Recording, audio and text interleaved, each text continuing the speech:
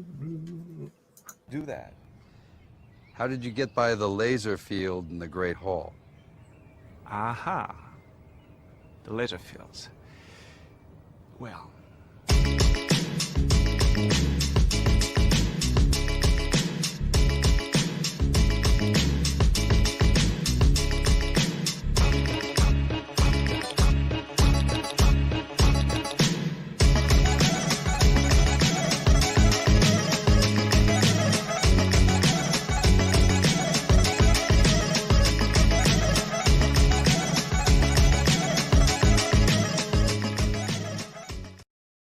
Okay.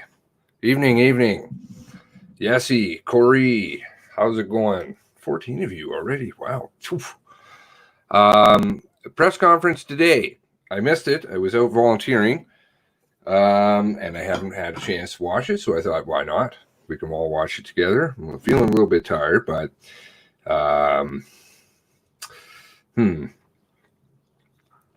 I will try and maintain my cool and watch this with you, and we can watch together.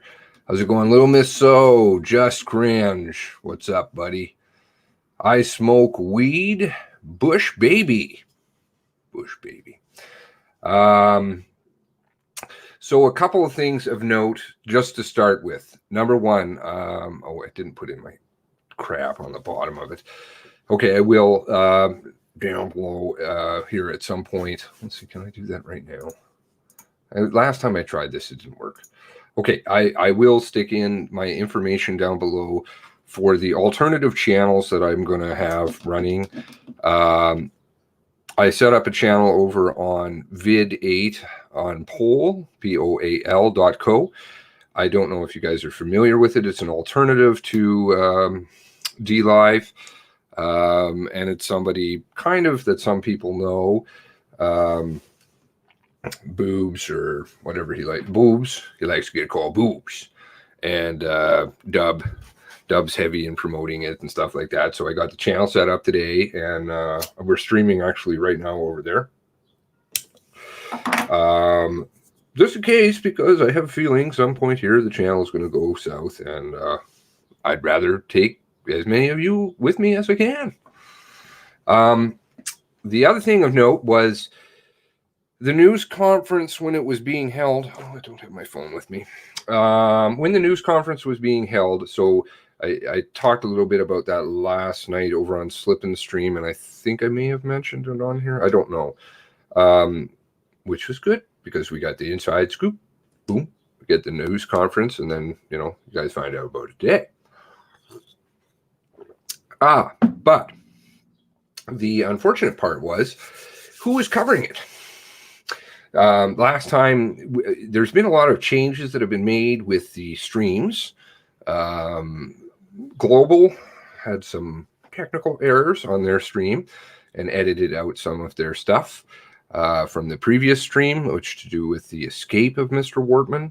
So there's a lot of funny business going on in the media when they're dealing with this issue. And today just kind of went along with that, maybe even more so. When the live stream was going on, there was only one location that you could get it at, which was a secondary link to a CTV sub-channel on their live stream. So if you had the press article, then you could go to it, which, of course, Google...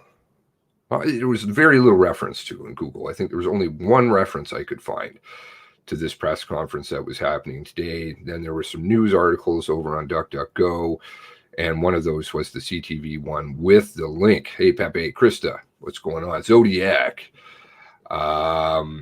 So, okay, well, I'm like, all right, CBC's going to have it. Well, I'm going to give them the benefit of the doubt. No, CBC was talking about how to...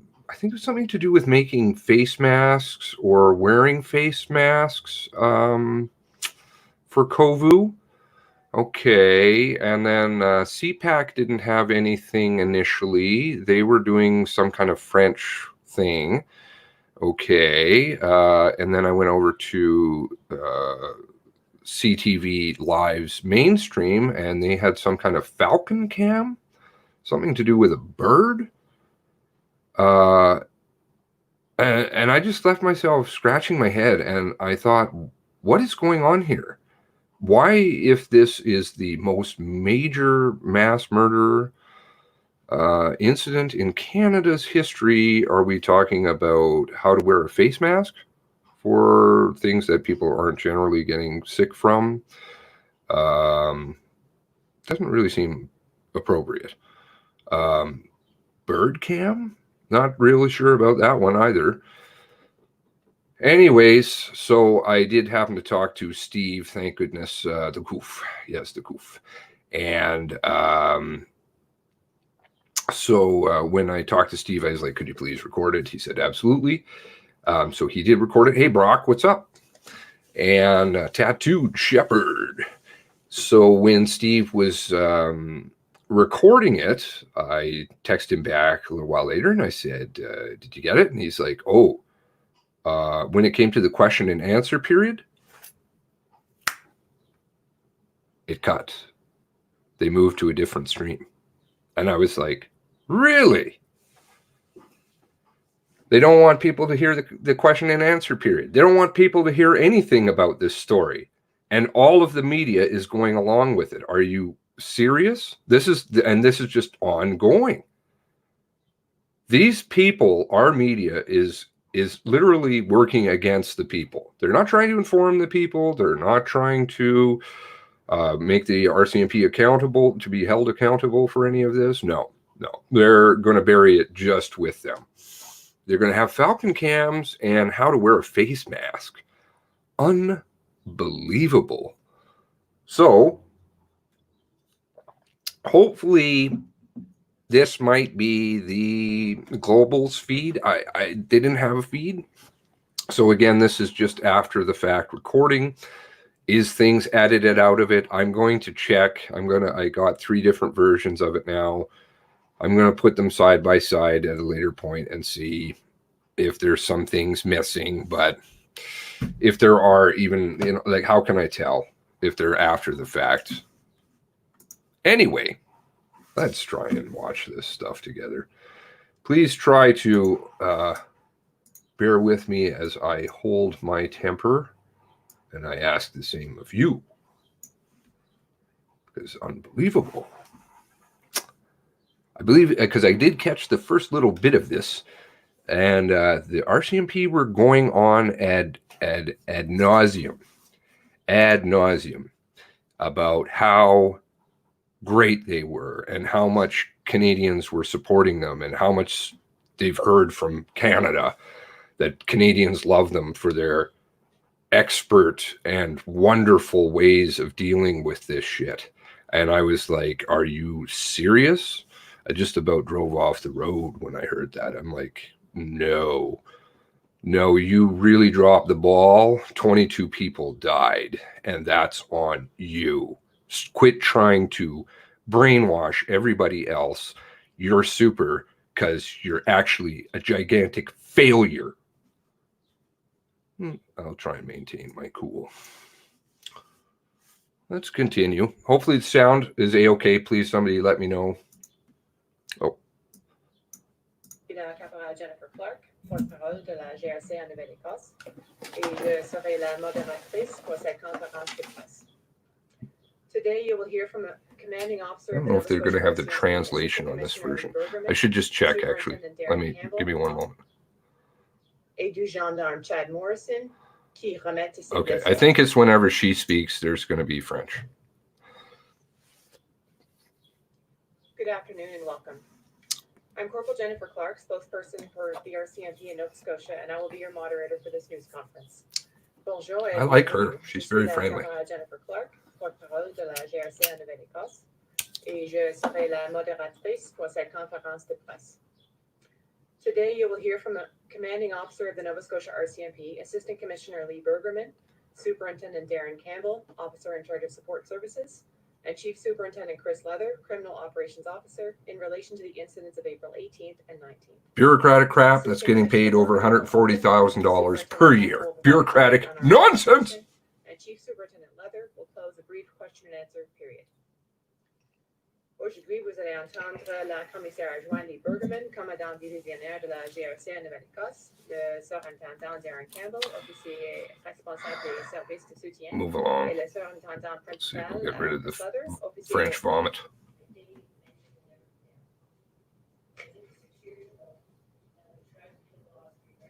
Oh. This must be right up there with their technical errors on the video cameras recording Constable Smythe, the policeman who shot Don Dunphy. Oh yeah, our cameras just didn't work. Now we have failing microphones. Failures!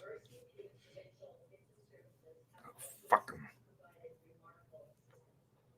Okay, well, it's vomit, whatever she's spewing. Comforting your notes, public displays, and personal expressions of thanks. We have culinary days. To all Nova Scotia RCMP employees, whom I've never been prouder of. Oh my. Well over 100 employees were part of the response on April 18th and 19th. If you have a straight face, ma'am, and you can say that. Operation Be Strong. Can you hear it? On the investigation and behind the scenes. We're all one family. What those who responded on April 18th and 19th faced is unlike anything most have been faced with before. And your experiences and firsthand accounts of what unfolded are heartbreaking on many levels. You also demonstrate the type of people you are. You're selfless, you're brave, trained, skilled, and heroic. And you failed. We all feel Utterly. privileged to work with you, and I have never been more proud to be a member of the RCMP. Oh, that As is a Superintendent misnomer. Campbell will reference in more detail, the Operation H Strong investigation is well underway. H weak? The investigation H fail? has not stopped. The investigative team has not stopped. They are committed to conducting a solid investigation, to provide answers to the families of the victims as well as others. Like everyone involved, the entire team is stepping up to get the job done and putting their heart and soul into this file. H Strong is the operational name that represents teams of people who are invested, selfless, smart, dedicated, and proud. From BC, Sorry, it's not my technical error this time, actually. This is theirs. have reached in, shown up to provide relief and assistance. Hundreds of RCMP personnel have come to Nova Scotia from across Canada to work Okay. on the front lines to support Operation H Strong investigation and provide unit-to-unit assistance. We truly are a national police force. You truly are a failure. Let's move along. Your microphone can't even work. You fucking suck. It's important to acknowledge the tremendous loss and trauma experienced by the victims and that of their families. I'm very mindful that when information is released publicly, it may cause distress for the families and others closely associated with those who lost their lives or who were injured. If you were worried about For that, the you wouldn't assigned let them die. RCMP family liaison officers, families have been advised in advance of when and what information we're providing publicly. We remain committed to providing them with meaningful, factual updates as the investigation unfolds. The investigation is being led by the Nova Scotia RCMP Major Crimes Unit. Hundreds of RCMP employees have and continue to be engaged in the investigation. I wonder how proud, Little Miss So makes a good point there. I wonder how proud he is of the fact that his force, his ex-wife, they kicked her out because, she was mentally insane and alcoholic because they were sexually abusing and assaulting her. Great police force you have there, sir. Wonderful. Still wears the uniform. Has been supported by specialized RCMP resources from across the country. To date, investigators have interviewed over 650 different individuals from a variety of provinces, including British Columbia, Alberta, Ontario, New Brunswick, Nova Scotia, and the United States. A number of exhibits have been forensically examined by highly skilled forensic identification specialists, RCMP forensic scientists from our forensic laboratories, and by specialists within the Nova Scotia Medical Examiner's Office. It's quite important to highlight the complex, difficult, and highly professional work that they continue to provide during this investigation. Aside from determining the gunman's actions and movements before and during the April and 18th and 19th incidents, Oh, the got the date investigative right. objectives remain the same. And that includes determining if anyone had any knowledge of the gunman's plans or if anyone provided assistance to him in any way. You mean like the RCMP? You mean like your servicer? I think that's what he's trying to say. Though the gunman cannot be brought before the courts, the investigation must meet the exact standard as if we were in a position to do so. All of our investigative inquiries, Yep. our actions, Corporal and Francis. standards are centered on working towards gathering sufficient evidence to determine what role, if any individual played in these horrific crimes. Every piece of information that we retrieve and receive is analyzed, it's fact-checked, and is corroborated in order to assess the weight, validity, and value of this information. I love that word, bollocks. There is no room for speculation. To get it right takes time. This is what's expected of us, and this is what we intend to deliver. Oh.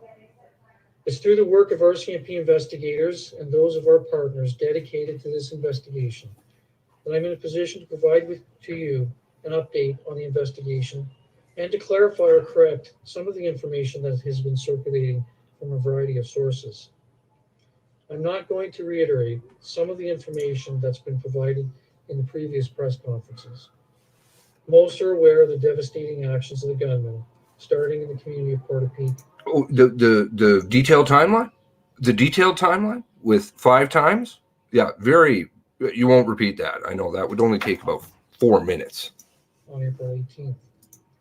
But first, I'll provide Jackass. some information that has been learned as it relates to the analysis of the initial RCMP response. Et en français, avant de commencer, et de donner des renseignements à propos de l'enquête sur les incidents de 18 et 19 avril, j'aimerais souligner une fois de plus la douleur et le... The search area was spread out. It contained several acres properties, much of which were covered in wooded areas, and several residences and outbuildings, some of which were already on fire. Aside from the fires, the search area was very dark. As the incident was being treated as an active shooter incident, the initial RCMP first responders quickly formed an immediate action rapid deployment team, otherwise known as an IR team. The IR team immediately entered the community in search of the threat. What's with these people and their acronyms and abbreviations? Who cares?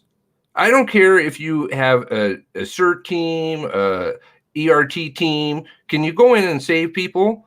Or how about those 4 children huddled in the basement with Lisa McCauley, mom, dead on the lawn, 911, 2 hours. As dictated by their training, their objective was to locate and to stop that threat. Mm-hmm.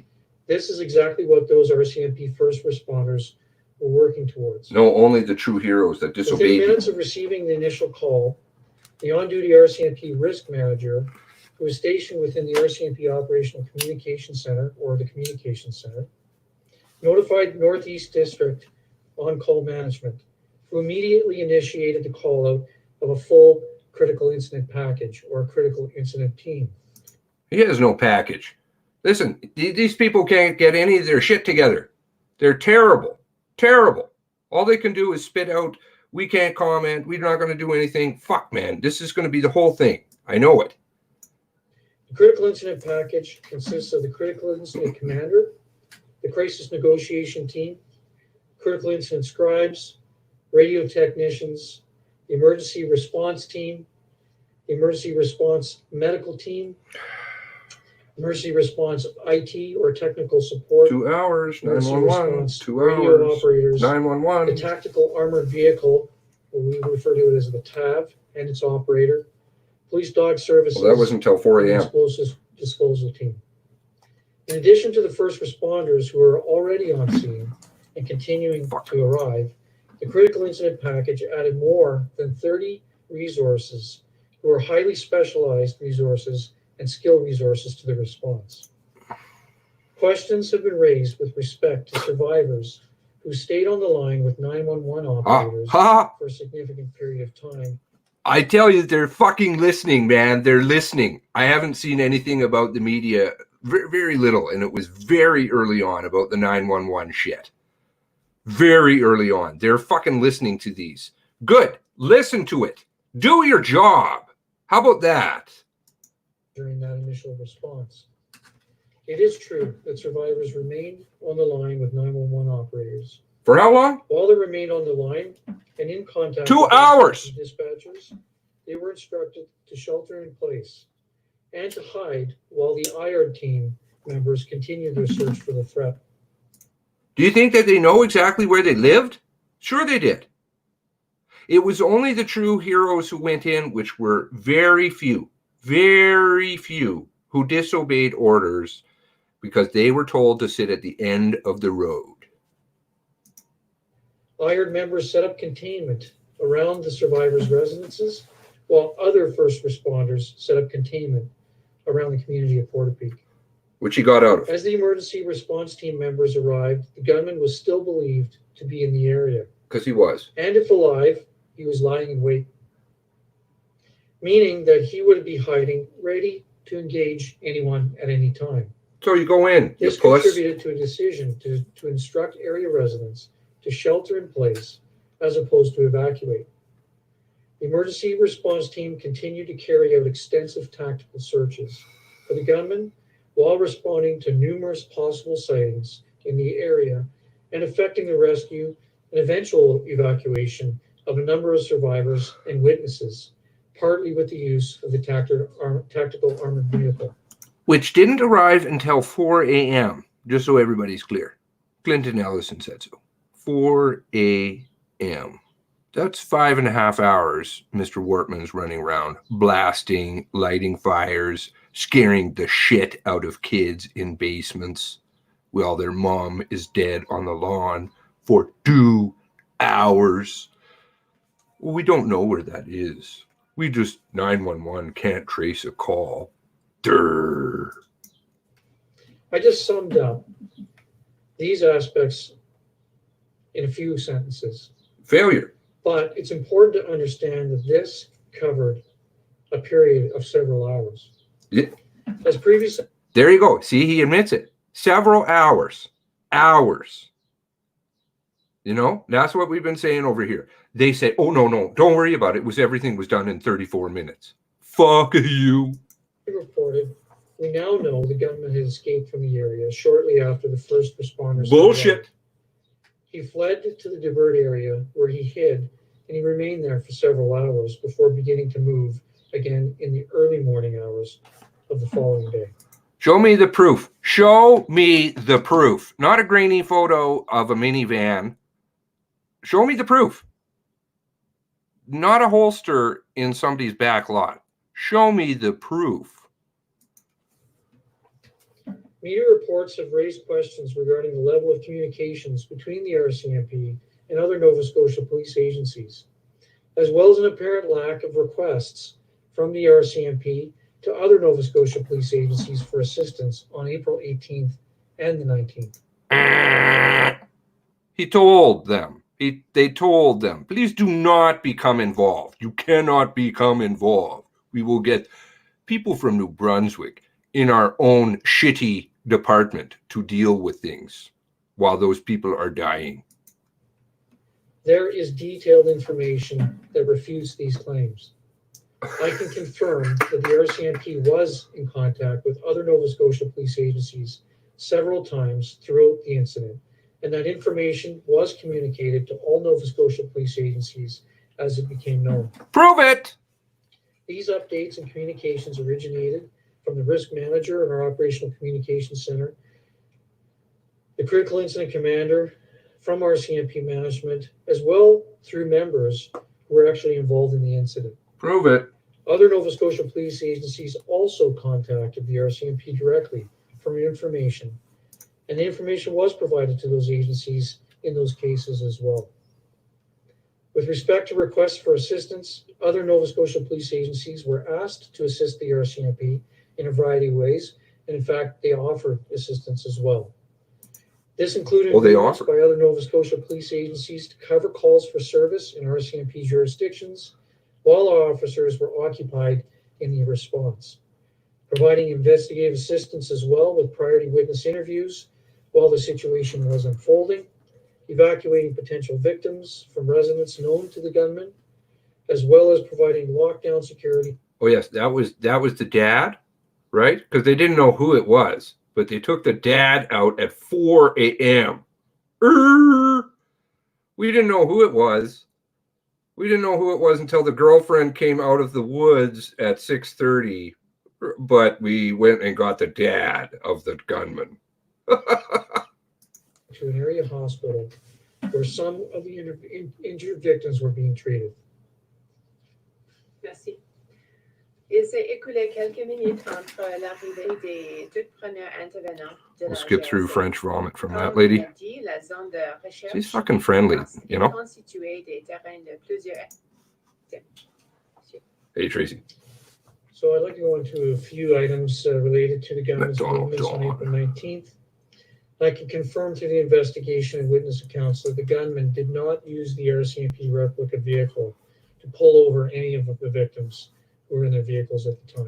Oh, that's right. He was walking. Okay, so I'm sorry I stop and I go, but this is the way I'm going to do things, and just because then we can talk about some facts here.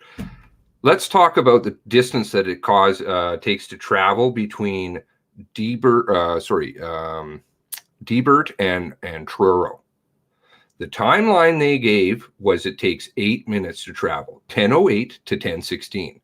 The time that it took from Debert to the first photograph that was pictured, which was outside the Dairy Queen, I believe, on Prince, it takes 24 minutes to drive there. 24 minutes, not 8 minutes, 24 minutes. So if he didn't use his car to pull them over, which of course he did, because what the fuck was he doing? Riding a broom? How long does it take to drive? 8 minutes. He takes 8 minutes and he pulls over two separate people and he shoots them and he gets back in his car in 8 minutes, but the drive takes 24. That's a problem. A very big problem with the timeline. And if now he's saying he's not even driving the car, what the fuck is he doing?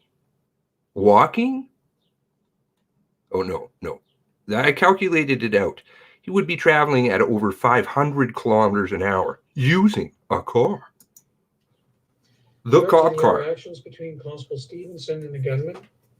Much speculation and many assumptions have been made publicly related to the reporting of the contact and the interaction between Constable Heidi Stevenson and the gunman. As I previously pointed out, thorough and complete investigations do take time, and they rightfully include the involvement of several specialized resources in order to piece together the facts. We have not fully completed this component of the overall investigation. However, I can provide you with a few details based on the evidence.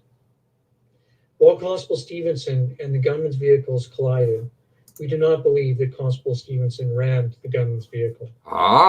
We can also tell you that the gunman... Remember, we talked about that. No front-end damage on that vehicle. You see, they're going to say all the things that we have already spoken about. But they're also going to miss a few. Like the push bumper on the car. They got a lot of explaining to do how that disappeared because he wasn't there. The gunman's vehicle sustained more damage than Constable Stevenson's police vehicle did, and that she bravely engaged the gunman, and that there was an exchange of gunfire between Constable Stevenson and the gunman. As a final point here, Constable Stevenson and Constable Morrison, who had been shot earlier in the morning, just prior to the contact between the gunman and Constable Stevenson, They were both wearing their soft and their hard body armor. What? Sorry? Had been shot prior to contact with the gunman? Is that what he said? I thought that's what he just said.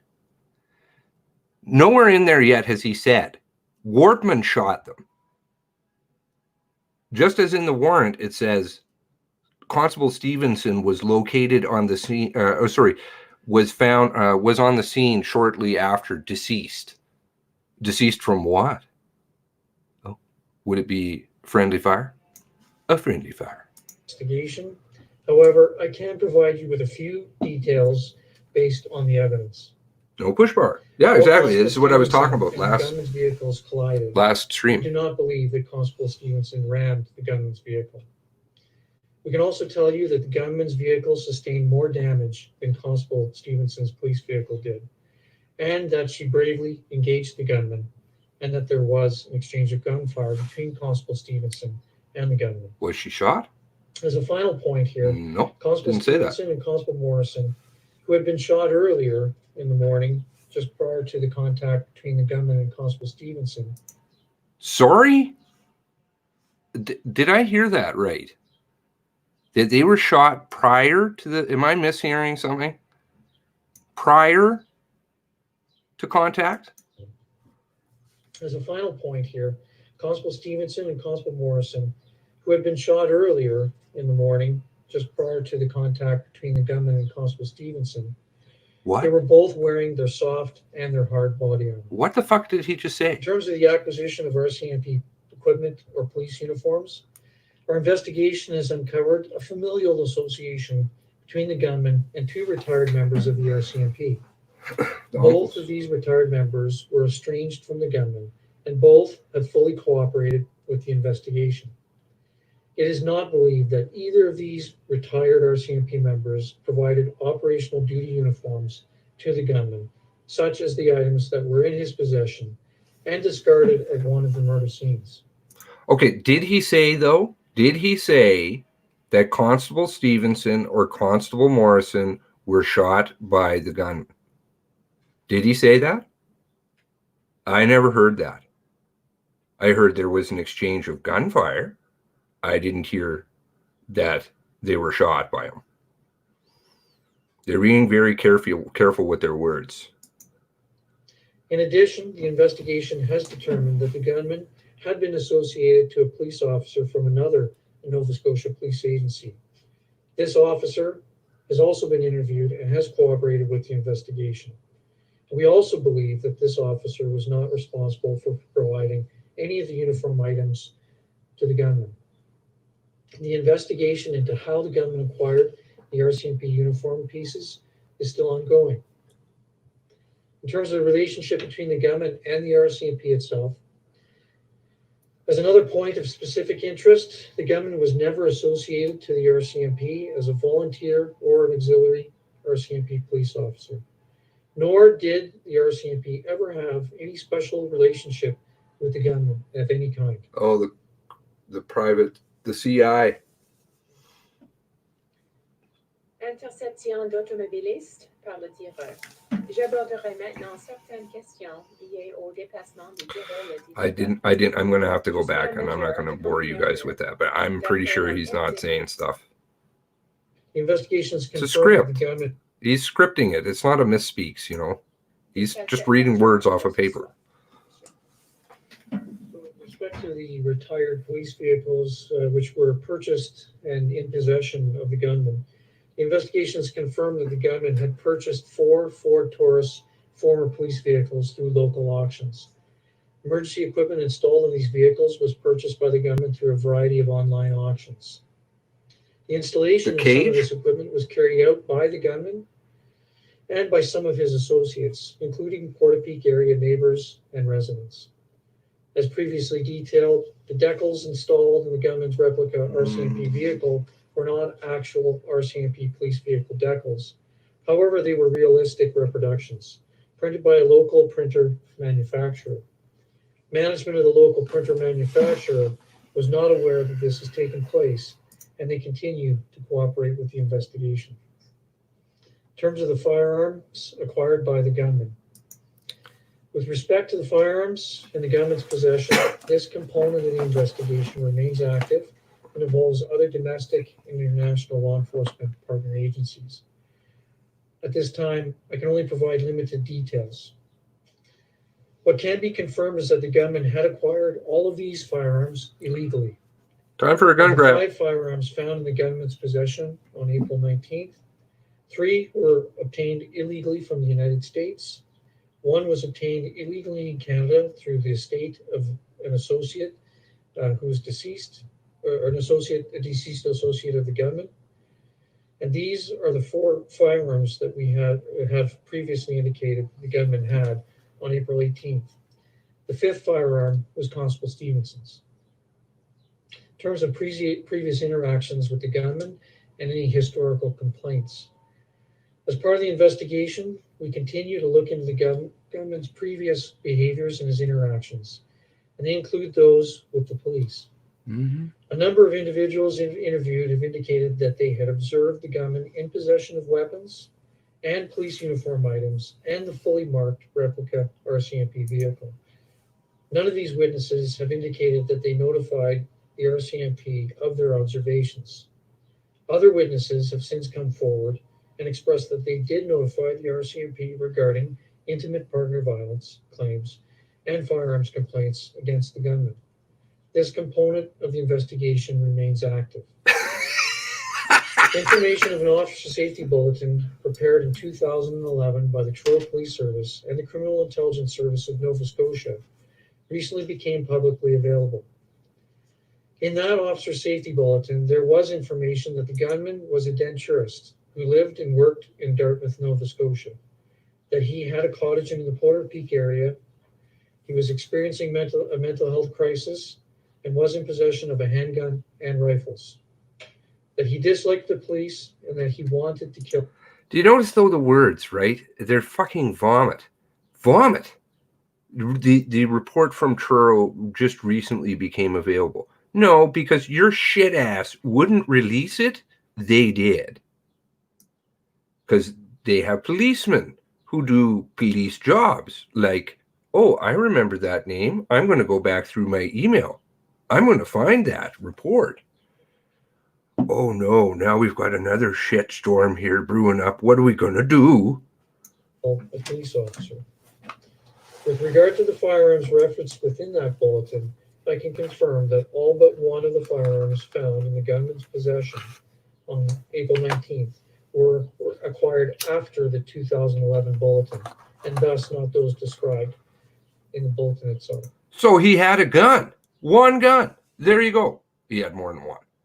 But you know that he had it. So you fucked up. Again. The guns were behind a flue. There's something interesting to this whole stuff of this. Like, somebody released that on a forum one day I saw, and then it came out in the papers that they were in the chimney. There was a secret compartment in the chimney. A few days later, somebody put it in the paper. So the RCMP know a fuckload more than they're saying. And this is just bullshit. They just throw all over the place.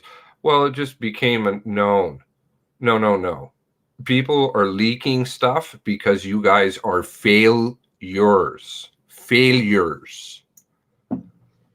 This bulletin was not available to critical incident commanders or responding police officers as the events were unfolding on April 18th and 19th. Because we destroy the our bulletin stuff. was brought forward days after the incident and existed in the archives of another Nova Scotia police agency. Generally, officer safety bulletin. Who does their job? They do their job. That's why they have it. And you claim to have lost it. I'm just going to minimize or get this out of the screen while this is playing. I'm going to find something that I posted over in the Discord, and I'll get you that link for the Discord the other day about the. Let's see, where is that? Where did I put that? It was quite interesting when I found it. I'll find it though. Here, let's play. Bulletins are purged from the searchable police databases after 2 years. In terms of attempts to understand the motivations of the gunman, in an effort to better understand the gunman, why he committed these horrible crimes, and determine if there were any predictable factors which may assist in preventing future similar tragedies, RCMP profilers and an RCMP forensic psychologist from RCMP National Headquarters Behavioral Analysis Unit have provided valuable assistance to the ongoing investigation. Yes, this is their excuse why they can't give you any details. Okay, so here's the thing I'm referring to. It's from the Don Dunphy stuff, where the RCMP were being investigated for their investigation of the Newfoundland police. Please, let's read along carefully here. I'll try and read as best as I can. It is standard practice. This is the ACERT report, to which the RCMP are like, well, you'll have to trust us, but everything that the ACERT report said, we did everything well. Let's listen and see if they said that. It is standard practice to have an officer monitor an interview between subject officer and another officer. It is also standard practice for the monitor to make monitor notes.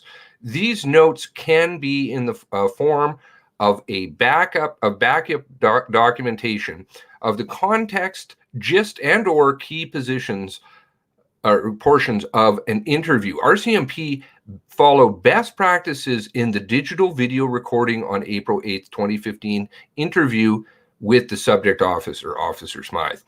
That is the gold standard. Unfortunately,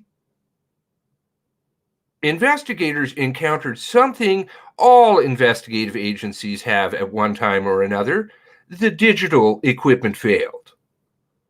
Technology is fantastic when it works, but can be extremely problematic when it doesn't. In this case, the equipment failed. Monitor notes, if they existed, would have at least provided some documentation as to what was said during the interview, but no monitor notes were located on file. Please. Hey, Del Monte, Wade, what's up? Please, people, stop. These aren't errors. They're not mistakes. These are very intentional fuck up. They're trying to, in this case, they were trying to save another police officer from getting charged for murder. And they fixed that murder scene so that Don Dunphy conveniently had a gun, which he never had. And the person, even the coroner who came in and did the photos and talked at the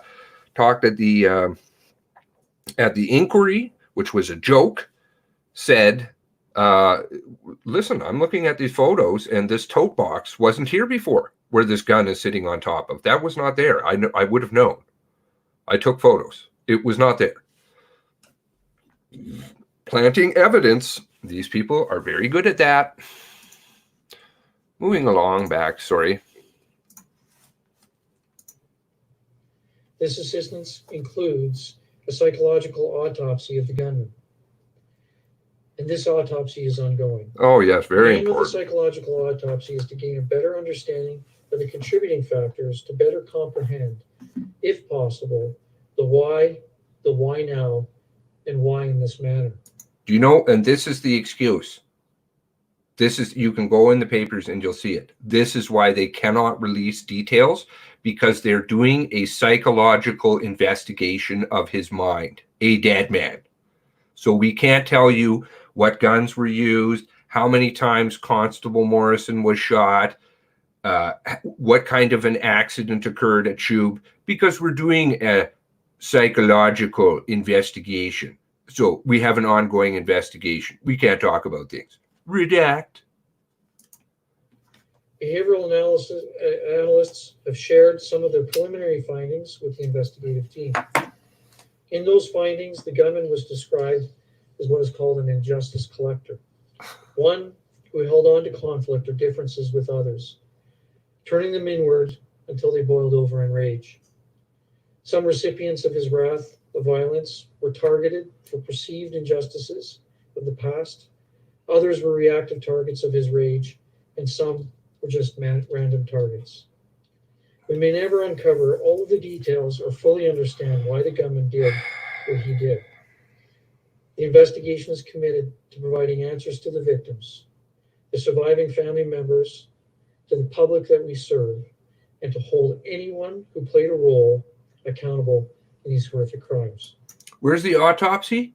Oh yeah, the families, they can't get the autopsies because the RCMP won't let them see it, even though that's contrary to the Fatal Inquiries Act of Nova Scotia. Oops, they're breaking the law by not giving the loved ones, deceased next of kin, copies of the autopsy. That's against the law. But they don't want you to see what kind of bullets may have been recovered, because we might find out those are RCMP issue weapons. This is our work, and this work continues. Thank you. Acquisition de véhicules de police et Yeah, de more matériel bombs. de secours. Pour ce qui est des anciens véhicules Oh, Chris de Leather's police, back. dont de tir. An update on some of the other overarching areas that we have been looking at in addition to the H-strong criminal investigation. H Our fail. overall response to the incidents on April 18 and 19 are subject to a number of reviews or independent investigations. The Nova Scotia Serious Incident Response Team, or CERT, is investigating the fatal police-involved shooting of the gunman. The CERT, which is an independent body, right. It only has 4 RCMP members on it, or sorry, 3 RCMP members on it, and 2 of which are retired but lifelong RCMP members, 1 which is currently serving, and 1 Halifax regional police officer. Sounds very independent to me. As well as the discharge of firearms on April 19 at the Onslow Belmont Fire Brigade Hall. Both of these investigations are being led by CERT and remain ongoing. There's something I'll add about Onslow because what took place on April 19th, as the incident was unfolding and was traumatic for those that were there. Since then, I, along Like with the 2 local kids? RCMP commanders from the area, 4 kids. met with the chief and deputy of the Onslow Fire Brigade to hear firsthand what people had experienced. Let's see if there's an apology. We had a very respectful and honest conversation, and as partners, we made a commitment to continue to work shoulder to shoulder in our shared responsibility to public safety. We are moving forward together and are compensating the fire service for the damage to the property at the fire hall. There is also an Employment and Social Development Canada, or ESDC, investigation that is underway, and again, that is independent from the RCMP. Who is that? ESD? ESDC investigates any workplace, occupational injury or death at federally regulated workplaces. Investigators have taken in-depth look at overall response, Ooh. including training, equipment, communications, and tactics of the RCMP. We are participating fully with this investigation. Another investigation taking place is the internal Hazardous Occurrence Investigation Team, or HOIT, that has been created to investigate the incident from a Canada Labour Code perspective. The Hazardous Occurrence Investigative Team will also identify any occupational Holy causal fuck, he's factors shitting the bed. He's and shaking. corrective measures Look at him. that can be implemented. In addition to those that I have mentioned, there are discussions underway to determine the best approach regarding a formal comprehensive review. We welcome the opportunity to provide our information and what we know. We will continue to fully participate in the multiple investigations, processes, or reviews that are currently underway. No apology. I didn't hear an apology yet to Onslow. Oops. Not an apology. Never an apology. Not we've made a mistake anywhere in this. While we need to respect these processes and will limit our comments accordingly, we will Limit. continue to find the Of balance course. and release or share the information that can be provided where feasible. I am also mindful that questions have been raised around the level of information or intelligence sharing that has or currently takes place in Nova Scotia. Following April 18 and 19, a member from another police service within Nova Scotia brought forward a historical police bulletin that dates back to May 2011. It was authored by another police service and distributed by the Criminal Intelligence Service of Nova Scotia in 2011. While a bulletin existed from 2011, it likely would not have changed the response of April 18 and 19. It was not searchable or available to our. It doesn't matter, because if you had operated on it in 2011, i.e. searched like Halifax did, they searched the denture clinic, didn't find a gun, but they knew the guns were in Portapique, and they told the officers that it was in Portapique and it was behind the chimney, and they never took them away. If they had gone there and if they had taken them away, do you think that we would be here now? As in, he probably might have been in jail. Responding officers on the 18th and 19th. The more we learn about the events that took place on April 18th and 19th, as Superintendent Campbell says, with the benefit of hindsight, people are now in a better position to reassess the provincial alert ready system. Here in Nova Scotia, the alert was used for the first time weeks prior to this incident. See, and we said that. We said that here too, right? They're going on, oh, no, we don't know. We didn't know that. I'm like, no, you used it actually twice on Easter long weekend. Missing kid was one. And they're like, oh, we were new, very superior. This was not a mistake. This was because they were trying to cover their ass. And they thought, oh, the less people that know, plausible deniability, we can say, well, we told you on Twitter, it's okay. And it was in relation to COVID-19.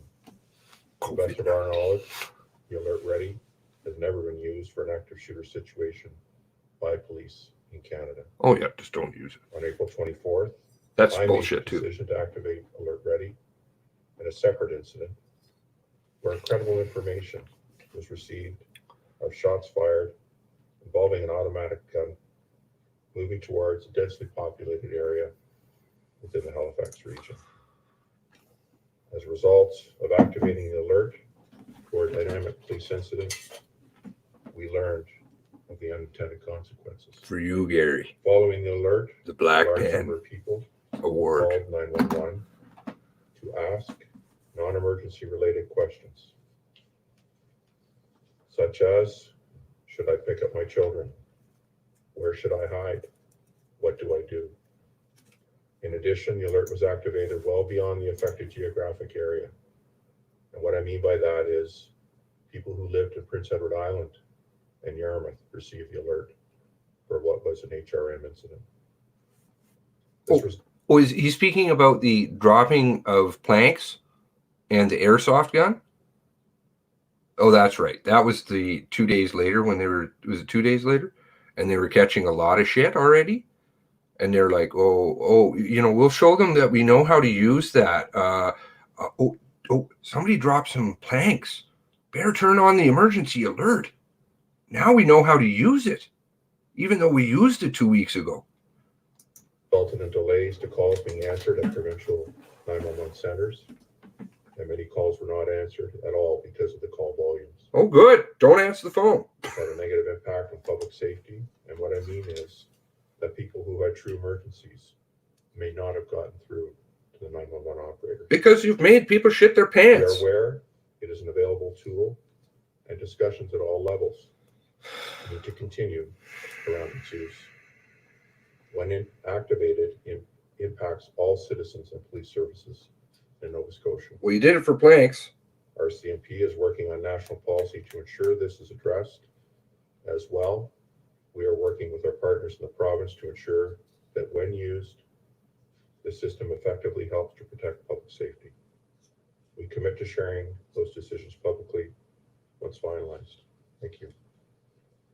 He's shaking. I don't know if you guys noticed that, but he's shaking a lot. Sur les autres aspects généraux que nous examinons et expliquerai où nous en sommes dans l'enquête criminelle Ashstrom. Nos H fail. interventions I don't understand French that suite well. des I think she incidents said H survenus fail. les 18 et 19 avril. Taken in regards to that complaint. Okay, let's see the questions. Voilà, maintenant. So, okay, again, I'll start this by, I don't know if you guys caught that at the beginning. Different people tune in at different times. This stream was very inconvenient to find at best. The only thing, even though I'd heard about it beforehand yesterday, they didn't say when it was going to happen. And of course, then did find out this morning. And the only way to find it was one link on CTV. And if you didn't have that link, good luck trying to find it, because it didn't stream live.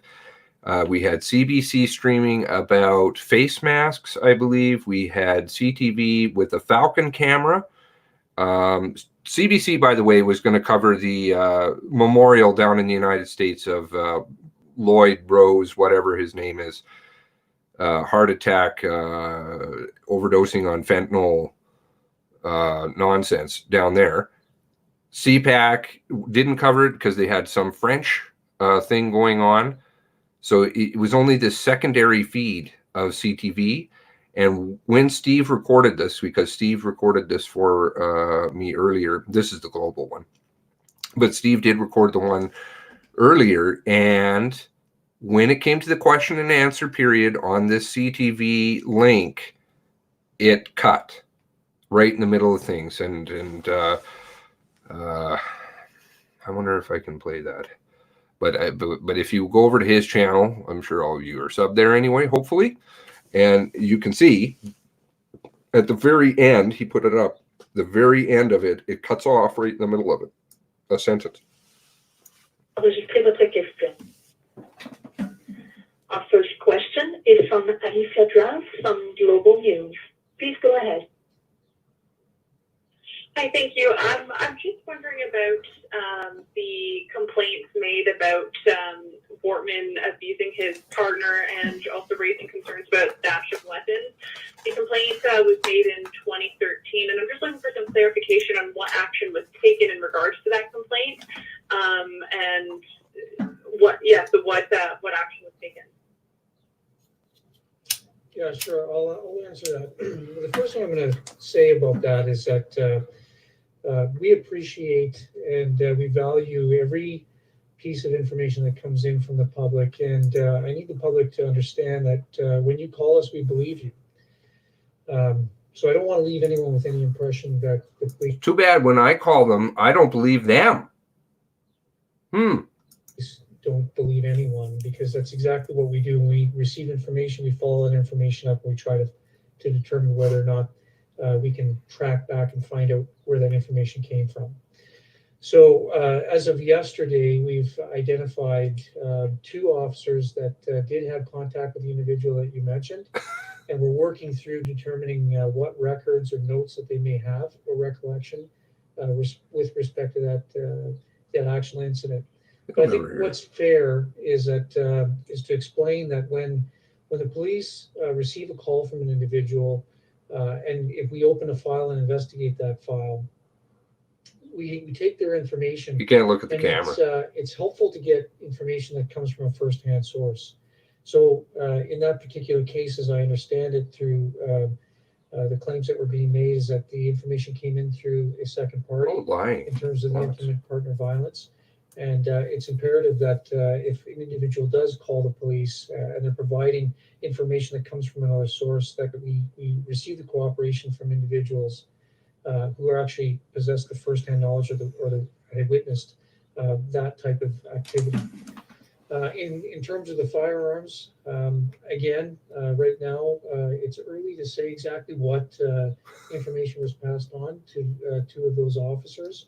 And we're working through that at this time. How is it early? This is bullshit. Like, how can you have a straight face? Seriously, this is early? What the fuck are you talking about? The biggest investigation in Canada's history should be, right? Right? The biggest fucking police force in this country has, some police force help from HRPD, And it's too early to talk about those gun reports that we had 9 years ago. We don't. We'll have to lie. Thank you. Merci. The following question is from Elizabeth McMillan from CDC Nova Scotia. Please go ahead, à vous la parole. Hi, this is a question for Chief Superintendent Chris Leather. I understand that at 10 a.m. on April 19th, you communicated that you believe the suspect was, quote, pinned down in Wentworth. Wondering, what did you mean by that, and why did you think that? Was that the I recall sending 911? that email out. I think it was Chief McNeil at the time. He and I had some brief email exchanges, and that was an update I had received. I'm not aware of these. Anybody who knows about these emails, I don't know anything about these emails. So if you can post them in the Discord, I don't know, send me a little message on there, whatever, just so I can take note of it. I don't know anything about any emails that she's speaking about. McMillan's talking about being pinned down in Wentworth. I don't know if anybody else is. Please let me know in the Discord. Oh yeah, and I was going to get that link. Sorry.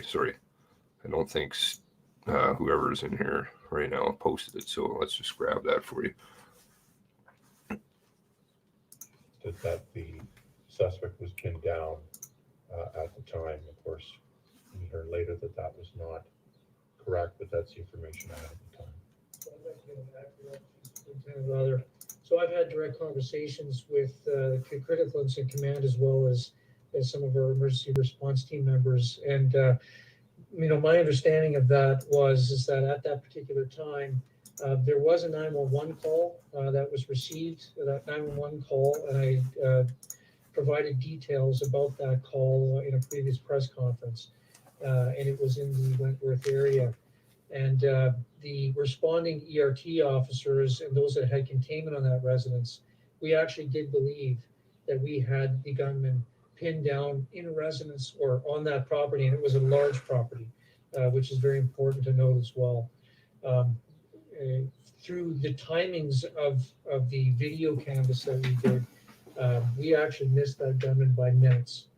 But at that particular time, the information that was being passed over to you, Is that like Portapic? was that we truly believe that we actually had the gunman on that property and that we had him contained. I thought he was heavily locked down in Portapic, that was your direct quote. Heavily locked down. Thank you. Merci. Our following question is from ID Petracek from CTV News. Please go ahead. Thank you. Just a question about the police bulletin of 2011, which you have referred to. What action would have been taken at the time of that bulletin in terms of investigating the individual involved and the things he was doing and saying? Sure, that's right. At the time, the information, as you've learned from Superintendent Campbell and I, was broadcasted by CISNS to all the police services in Nova Scotia based on information that was received from Truro Police. The two jurisdictions that were clearly had a role in following up was the RCMP in terms of Portapic, because that, as you heard, was identified in the bulletin. Hopefully you lose your fucking contract, sir. The gunman resided at the time and right up until his death in Dartmouth and Halifax region, and so investigation was initiated, and some follow-up work was done at the time in 2011, and perhaps Darren has some more information on that. Yeah, really, I did speak of purging of information. So, we do have in our holdings some file material from another police agency that does speak to some of the actions that were undertaken. Of course, it's not our information, so I can't, speak about that. And in terms of, we have interviewed another RCMP officer that we know had stopped into the gunman's residence on several occasions And we've since interviewed that officer, and that officer was looking for signs and having conversations with the gunman. He stopped in their locations several times, but there was no problem. He didn't have to. He was just stopping by for pizza. Do you notice also, too, that they don't say the department, the other police department? That would be Truro, right? I think it is Truro for the what it was. Thanks, Sally. Anybody who wants to join the Discord, please do. Hey, Todd, what's up, buddy? They don't say the police department. This is, again, psychological warfare. There's a lot of PR stuff going on here, and I get it. And that's because if he says Truro, you're going to go and look for Truro and the document. If he doesn't say it, you won't look for it and you can't find it as easily, right? That's why he does these things. However, he didn't see anything that would have caused him any concern or allowed him to take any further action. However, again, behind the fireplace, the investigation is still underway, and we are looking for every possible piece of information that we can from our officers that were serving during that period of time. We're looking at a 9-year lapse in time. And of course, people retire, so we're trying to track down those officers that may have had some involvement right now. Mr. Money Pity. Thank you, Nancy. Well, they seem to have The it. following question is from Michael McDonald. Truro, from the Canadian Halifax, Press. they both had it. Please go ahead, have la parole.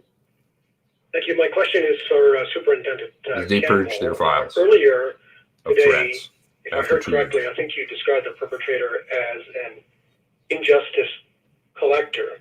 Can you explain to us in more detail What the fuck that is? and where that phrase comes from? That's an invented term we have so that we sound cool. I'm certainly not a. It's developed by our IRF, maybe as I CT. understand, an injustice collector has also been, or terminology that's been used to describe a person like that is also a grievance collector. I'm a stamp These are collector. individuals What about it? who, That sounds like bullshit. May have felt slighted or cheated or disrespected at any point in time in their lives. It may be real, it may be perceived by the individual. However, as a result of these injustices are held on to. Where that comes from, I do believe that the forensic psychologist that we've used for this particular file is also a former member of the RCMP. His name is Dr. Matt Logan. Oh, no wonder. That makes sense. No wonder. You have a batshit crazy former RCMP member psychiatrist. There we go. Now it makes sense. We'll just invent a term. We'll sound very important and hide behind we're doing a forensic psychology analysis, so we can't answer questions. Some of his colleagues within the FBI, I believe the injustice collector terminology was developed by the FBI, but it's widely accepted and known by those in the circles. Stamp collector is. Psychology. I really can't give you much more information on that. Certainly not. It's not my area. But I hope that answers your question. Mentally disabled. What the fuck, man? Thank you. Merci. The following question is from Nicole Monroe from the Chronicle Herald. Please go ahead, have la parole. Hi, you mentioned that Constable Stevenson did not ram the gunman's vehicle. Would you just be able to explain how you were able to determine that? So I'll answer that question as well. Obviously, what we've done is we've called in a collision reconstructionist. That's a specialist who Israel diaper force to look at accidents, and they're highly skilled and trained in that area. The collision analyst has done an analysis of the scene and has done analysis of the vehicles.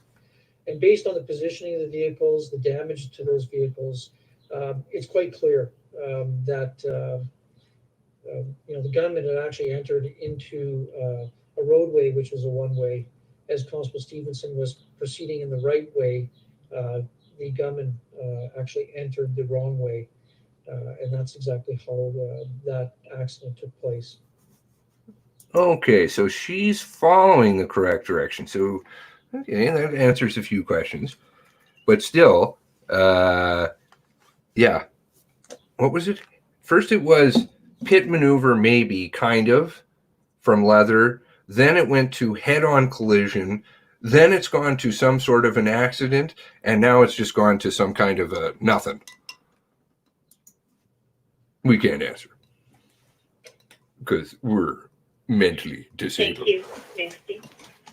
Our following question is from Ross Lord from Global National TV. Please go ahead, à vous la parole. Thank you. I'm curious about how you decide which records to purge after, I believe you said 2 years. Is that a review of information that potentially could or should be kept because a potential threat presumably might not disappear after 2 years? So if you want me, I spoke to the 2-year purging date. There's several different purging dates depending upon the type of information that are within police holdings. For example, my understanding is that for records related to a homicide investigation, it's more than 70 years that we'll keep that information. But we're obviously guided by the Privacy Act and also by. Well, what about those other police forces? They're not guided by it. They actually are operating within it. It has nothing to do with the Privacy Act. You're just an idiot. Your departments are idiots. You're failures. I think, honestly, people should just sit there and laugh at them now. Like, I know it's sad. This is Canada's, supposedly, we're supposed to be proud of this. Oh, live chat is not available. Oh, there's comments. We'll go through those. I want to see what they are. But, listen, the other police forces, they didn't have to destroy them. They kept them because you know what? They're probably police forces. Unlike this garbage, which is just a bureaucratic boondoggle of people sitting around getting paid $140,000, $160,000 a year to do nothing, and you can apply if you're mentally inept. The Libraries and Archives Act, and there's other acts that determine how long we have to keep information. There's an element of that where we have to physically keep information for 2 years so that individuals, if it's private information, they can access that information. And then based on the type of investigation, the status of that investigation, whether it's concluded or not, there's a determination and a timing that's placed on a variety of investigative information. So those purge dates coincide with the particular type of investigation. And in terms of the officer safety bulletin, my understanding is that the purge date was a 2-year period of time. You mean the investigation that you didn't do? Does that make sense to you that it should be purged after? The investigation which you didn't do, which you knew the guns were behind the chimney on the Portapique residence, and you were told exactly where they were in a hidden compartment, and you didn't look. Did you? Or would that perhaps be best kept for a longer period of time or indefinitely? I'll just speak to that in terms of one of the issues that certainly we've identified pursuant to the criminal investigation is just that, the retention of reports, records. The officer safety bulletin would certainly be one that we're looking at internally. You should be looking at a lot. Just gone. Fire you all. They've been made in the early 2000s, mid 2000s in the Portapique area. We'll certainly be looking at that as well because, as Superintendent Campbell alluded to, there is that balance between privacy and public safety and the need. But keeping the record in your folder doesn't have to do with privacy. What a fucking idiot. This is just so infuriating. So infuriating. And if people are believing this shit, I feel sorry for them. They need to go to grade school. Retain that information and know for circumstances such as this. And unfortunately, well, many, but certainly some information is lost to us because it has been deleted from the various systems. You're looking at a lot of stuff. What are you getting done? Not an apology still. Thank you. Merci. Our following question is from Kayla Hansel from CBC National News. Please go ahead, à vous la parole. Thank you. I just want to first point out that a lot of reporters seem to not be getting their follow-up questions getting cut off. So I will pick up on my colleague Elizabeth McMillan's question. Superintendent Chris Leather, just to remind you, that was about you believing the suspect was pinned down at 10 a.m. on April 19th in Wentworth. I just want to clarify, it seemed that you were talking about the home in Glenholm where the gunman was believed to have knocked on The friends. door and they didn't answer and they were safe. That was not in Wentworth. So can you clarify, is that in fact where you believed you had him pinned down, as you say? Was it Glenholm or Wentworth? And either way, how did believing you had him pinned down impact the RCMP's response? I'll briefly respond to that and then ask Darren to sort of follow up. Is that one line email was based on information I received at the time, and I think Superintendent Campbell did a fairly decent job, frankly, in describing how that information came to us and our response. You didn't. I don't have anything more to add to that. Yeah, what I'd add is that you're correct. It actually was Glenholm and it wasn't Wentworth. Previous to that 911 call, in Glenholm, there was the incident in Wentworth. However, in terms of the timing of when those calls were coming in, they were very close in terms of time. However, we knew that the gunman was actually in the Wentworth area much earlier, after the fact, through the course of our video canvassed part of the investigation. Oh no! With the surveillance ask photos. Why we thought that the suspect or the gunman was pinned down at the time? Again, as I mentioned earlier, in terms of the timing, it was very, very tight. We were on the line with those individuals of that residence, and they were describing the police vehicle. They were describing the gunman and carrying a gun.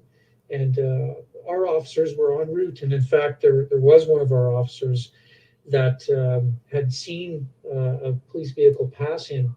And by the time he got turned around, the gunman had actually entered that large property. And unbeknownst to the officer, that had actually turned around to try to pursue the gunman. So there was clear indications and information that we had the gunman pinned down in that Glenholm area at the time. Okay, and for my follow-up question then, I just want to clarify your comments today, Superintendent Campbell, that you don't believe the gunman was using the RCMP replica cruiser to pull over any of the victims. I'm looking at a transcript here of your news conference on April 24th. Oh, I like this. This is a quote where you said, a witness described that the suspect had pulled over one of the vehicles and then shot one of the drivers. Yep. So can you clarify why you said that at that time and what the reality actually is? So the reality is that investigations, people give us information and that information is interpreted. And that was the interpretation of the information at that time. Since that time, it's been confirmed through the investigative team that the eyewitnesses at the scene do not describe that the gunman was pulling over any vehicles. We do know what the details, what those details are that surround those interactions between the gunman and the victims in that area. Again, for the sake of not traumatizing the families, to be able to describe that. You're not traumatizing anybody. You're actually answering a question, and I think actually all the families want the fucking answers. So stop blaming the fucking victims. Stop blaming them and using them as your fucking scapegoat. And saying, we can't answer anything because we don't want to hurt their feelings. They want the answers. That's why they're suing you. Not be appropriate, but I'm very confident and I'm convinced, based on that witness information, that the gunman was not pulling over vehicles. Really? Well, we'll have a look at that. Thank you. Merci. The following question is from Victoria Walton from the Coach. Please go ahead. Hi there, thank you. This question is in relation to the weapons that were used, and I believe Canfield said that most of the weapons used in the April 18th and 19th incidents were acquired after the 2011 bulletin was issued. But one and was. I was just wondering if he could confirm that, and if so, would keeping that bulletin published at all have prevented the gunman from being able to, I know they were illegally obtained, but to obtain these weapons? So I'll confirm that what I stated earlier is that 3 of the weapons that were in the gunman's possession on April 19th were certainly acquired well after the 2011 bulletin. One of those weapons, it's possible, based on the timeline of the information that we have, is that one of those weapons may have been in the possession, and it appears to be that that would be the case, that the gunman was in possession of one of those weapons. Behind the chimney. In terms of whether or not that And you're would told. have hindered the ability of the gunman to possess or obtain any of those weapons, again, it's part of that ongoing investigation, and it's not that we're trying to withhold that information, but Yes, that's a you are. critical component of our investigation right now. Oh. What I'll tell you is that we do know who provided weapons to the gunman, and that piece of the investigation is continuing, and it's quite important that we protect that component of the investigation at this time. Okay. Is it important to say how many times Chad Morrison was shot? Does that damage your investigation? I don't think so. Related to that, I don't know if you can answer a follow-up, but are you looking at laying charges to the person who provided some of these weapons to the gunman? Is there the possibility that that might happen? So our job is to uncover evidence and to gather sufficient evidence to present to public prosecution services so that they may be in a position to prosecute anyone that may have committed any illegal acts. As I mentioned earlier, there's a domestic component to this investigation as well as an international one. And when it comes to the international aspects of this investigation, we have to work with our justice partners from other countries. And what I can say is that we are actively engaged in having dialogue with them with respect to what charges, if any, will result from that. It must be like the fire hall dialogue that they have. We're having a good dialogue with them. We just shoot them. And Gary, I would agree with you, but sadly, I think it's much more nefarious than that. They know exactly what the fuck is going on. They just don't want to tell other people. They know that they made not just mistakes; they're culpable in death. Cop out. Yeah. Dernière question sera notre question finale. Due to time restrictions, the next question will be our last question. Oh yes, because we're very busy Our last question with our is very from good Greg investigation. From the Globe and Mail. Have la parole, please go ahead. Always, they cut it off. Thank you. The question would be just seeking some clarity around who do they work for? Company, Berkshire Broman Corporation, and why investigators believe he used that corporate entity to register the 4 former police vehicles. Why did he do that? It wasn't just that. There's 3 companies. Best to answer that question. The whys are the things that, unless we had the opportunity to ask the gunman those questions, and if he was going to be honest in his responses, then maybe we'd get the answer to that question. Like asking what you. I'll say though is that registering those vehicles under a corporation name made it difficult for us to determine exactly which vehicles he actually had registered to him. Whether he did that by design or whether there was a benefit for him to register them under a business name, that's a question that we're still investigating. Only the gunman can answer. But again, as I stated, it did make it more difficult for us. Although we were aware on the evening of the 18th, we were able to determine that there were vehicles associated to him through that company name.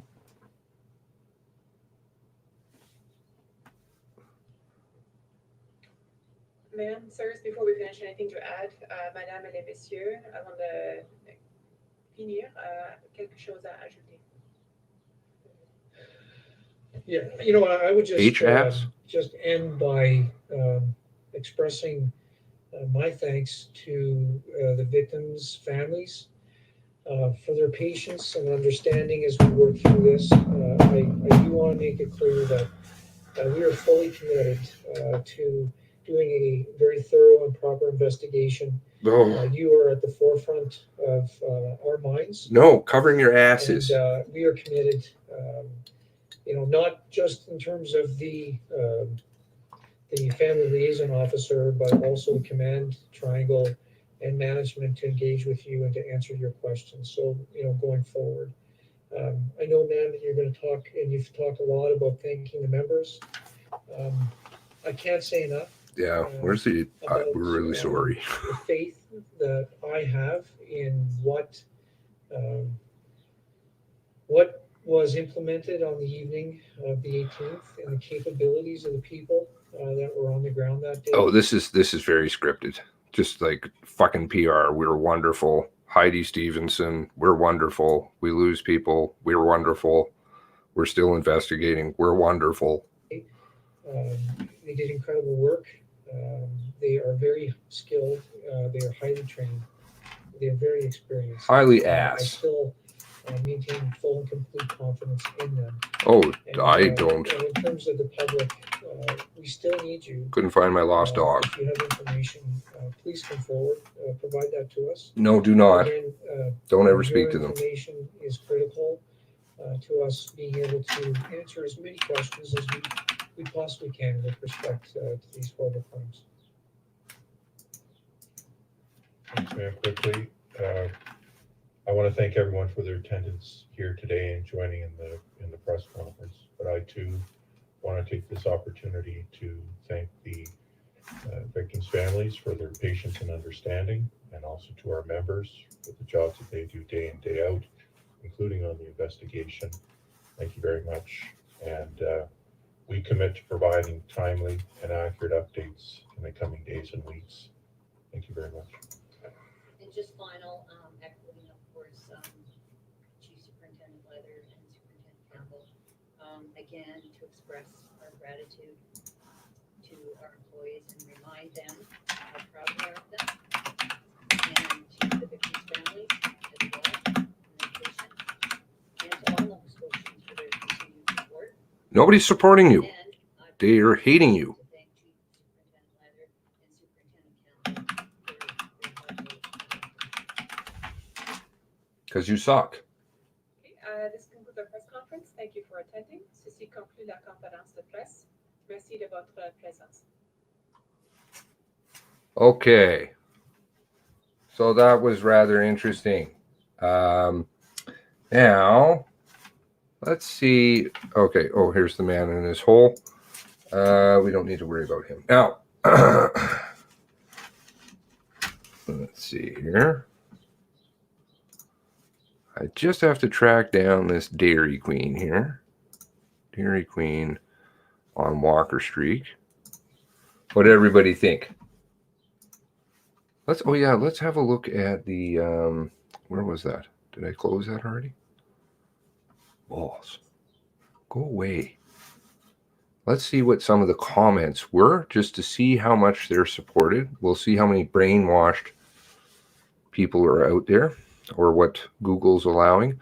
Public pressure for answers from police on the fire hall scene. The past neighbors report the police illegal use of firearms, the prior abuse, and the police uniform and car decals used. Where are the answers?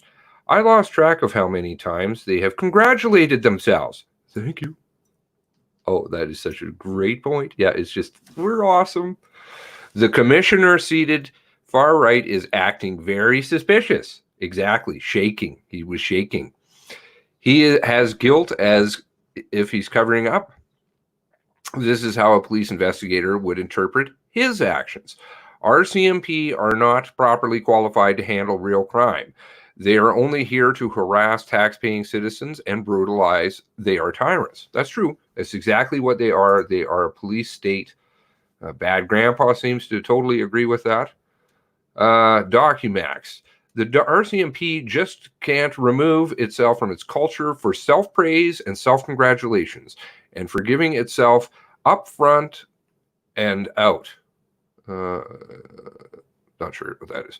And it's quite astonishing. You reply, all I heard was excuses. I'm not hearing anything like they're super and everybody loves them. And thanks to all the Canadians who love them and all the support that they've got. I see zero. Didn't you guys have prior complaints and knowledge of him? Like when, while he was boiling, or what the RCMP officers popping off shots at Onslow Hall? Some shady stuff going on, and definitely not transparent. That would be why they got the award from the journalists for being the most secretive organization. I want to have complete faith in our leaders and authority figures, and I respect frontline sacrifices. Hear, hear. But if I had to guess, which is all I have to do regularly, because you don't get any other option with these ass fucks, this is all for gun control. Oh, no, it's not, sadly. I do own a gun, but if I don't own a gun, but if I did, I would be concerned right now. There are better ways to take care of our, take away or adjust our freedoms. Don't get caught doing it behind people's backs, or you'll get lunatics like this guy. And prayers are to all involved. Very nice way to close. Don't talk about how someone can still own replica RCMP uniforms or vehicles. It's not uniforms. They're not replica. They're absolutely real. They kind of touched on the Halifax component because he had a Halifax Police Department uniform as well. Interesting. And a police badge. Let's just say some stuff that is generally true about most violent criminals and ignore that Trudeau's baseless gun grab. The Association of Canadian Police Chiefs has said that it's ineffective in stopping gun crime. Wouldn't have prevented this. Hindsight is 2020, but it could have handled horribly. RCMP have lost over 300 uniforms and 60 stolen from them. They've also lost or had stolen over 800 weapons, I believe. Okay. No autopsy, no ballistics. Can't see what kinds of bullets were fired from what kind of gun. Everyone knows who George Floyd is. No one knows who these 22 people are. Thank you. Thank you. This was what I was talking about. They had Falcon cameras. They had mask wearing contests. They had all kinds of other crap going on, but nobody wanted to play this live. And I think that they were going through and scrubbing a little bit. I'm not bullying this. I'm not buying this reason. All Byers Ministry of Child Case Worker, his third brand new uncle, expect criminal negligence causing death and charges here in BC. The criminal negligence, the RCMP need to be sued for that. Not civilly being negligent. So much corruption going on. At first, they thought it was one of their own. That's why there's no alerts. They lie like a carpet. I don't trust them as far as I could throw them. Well, tell them how it is. False flag for gun grab. Nothing but false flags until 9:30. Still sounds fishy. Nice. Not sure what she means by that. Could you not get a French interpreter with a personality? Oh, they did translate French. Anyways, let's analyze this event to death. Why? Because we know he was a madman, well aware, RCMP, of what he was capable and wanting to do. And now we are going to get showered with press releases that just will misdirect. If you want to hold accountable those who may have helped this madman, turn a blind eye, ignore the obvious, then the RCMP should be the first ones to be held accountable for their mishandling of this event from the start. dating back to 2011 and onwards. Oh yeah, no, it goes back far, far, far. This is why it could have stopped. This is why they're culpable for all of the deaths. But it's much easier to prove a little bit later on in the story. An obsession with an accumulation of grievances is too simplistic an explanation for the rampage. What was it? Injustices. What did collector? What if I? That is the stupidest thing I've ever heard of. He's an injustice collector, you know. Well, I collect stamps. Yeah, but I collect injustices. I'm going to snap. What did he say? People who have grievances and people who feel slighted. Come on, everybody has that every day. Get real. All of a sudden, we're all badass monkeys. Something had to trigger and launch this event. The shooter appears to be a man of substantial means and is well able to afford any number of diversions with which to occupy his mind, unless his outward appearance was maintained by credit. Small account losses happen continually and should not be a factor to dwell on, but if the shutdown... No, this has nothing to do with COVID. This person is buying the COVID. They're really out of it. Written by a lawyer. Oh, yeah, that one's getting an upvote. Want to be friends. This guy's gonna. Hopefully this is global. Hopefully the RCMP respond to that and they get hacked. That would be awesome. Don't ever respond to those people and add them as a friend or subscribe to their account. They'll hack you. So okay, we got 21 downvotes and 34 upvotes. Well, they just got 22. Okay, now psyop from the beginning to finish. Biggest mass murder in Canada. No coverage. Yeah. No, you get Floyd, whatever. I met a couple of RCMP a few years back. Both impressive demeanors.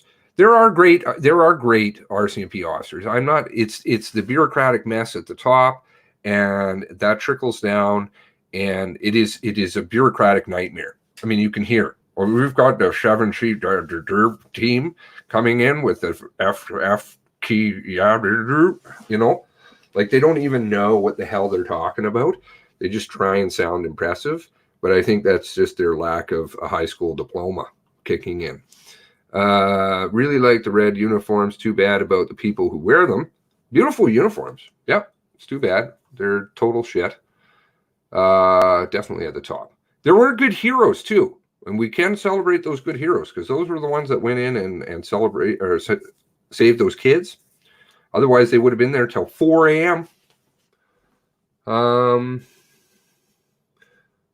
There's a Shitato coming, so grab your TP and run for the hills.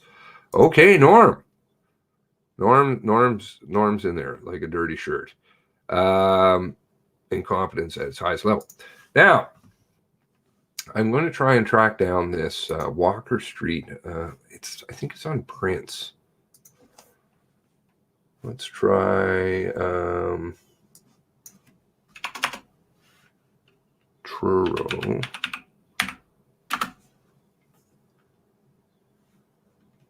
Okay, which one is this? Yes, here it is, 945 Prince. Okay, so we know 945 Prince Street. I believe that's the address. Copy. Okay, so we're just going to have a little look to paste Prince Street. Okay, now let's have a little look at something here. First, we'll look at this article. Oh, if it's going to move. Why do you not move? Why are you stuck now? Oh, no.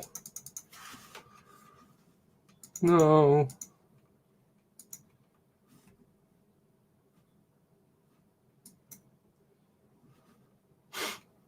Excuse me. Pardon me.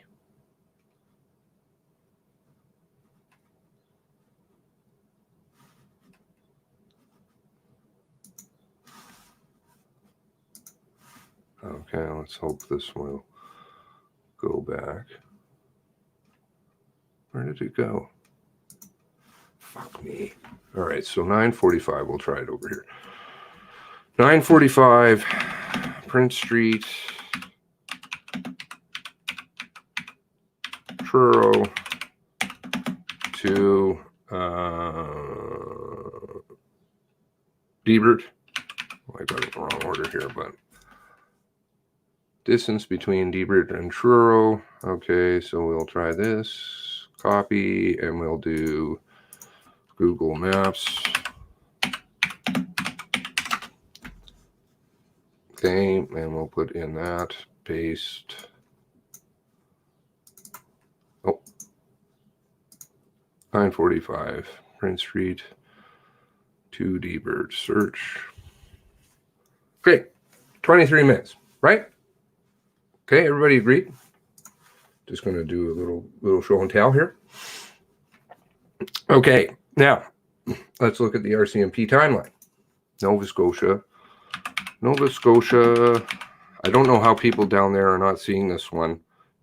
Especially the people who live around this. Really. Nova Scotia global timeline. Okay. All right. This is the one, I believe. Now we go down here.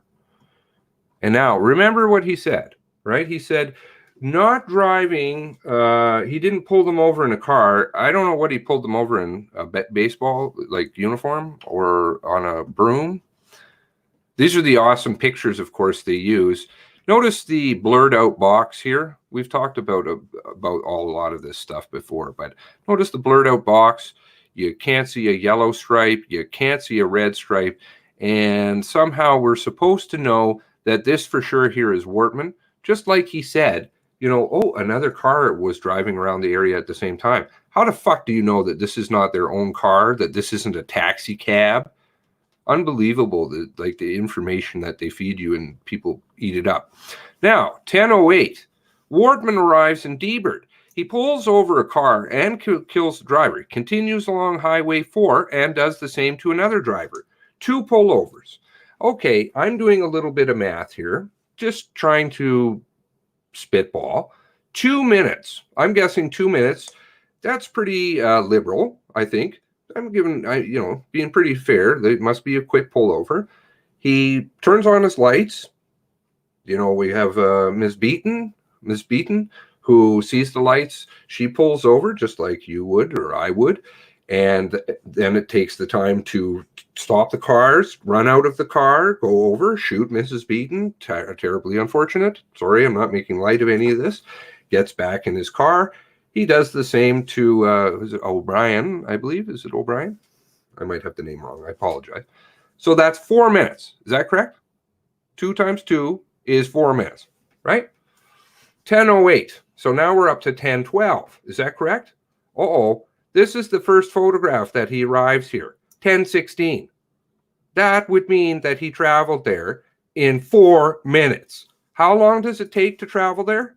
Oh, that's right. 21 to 23 minutes.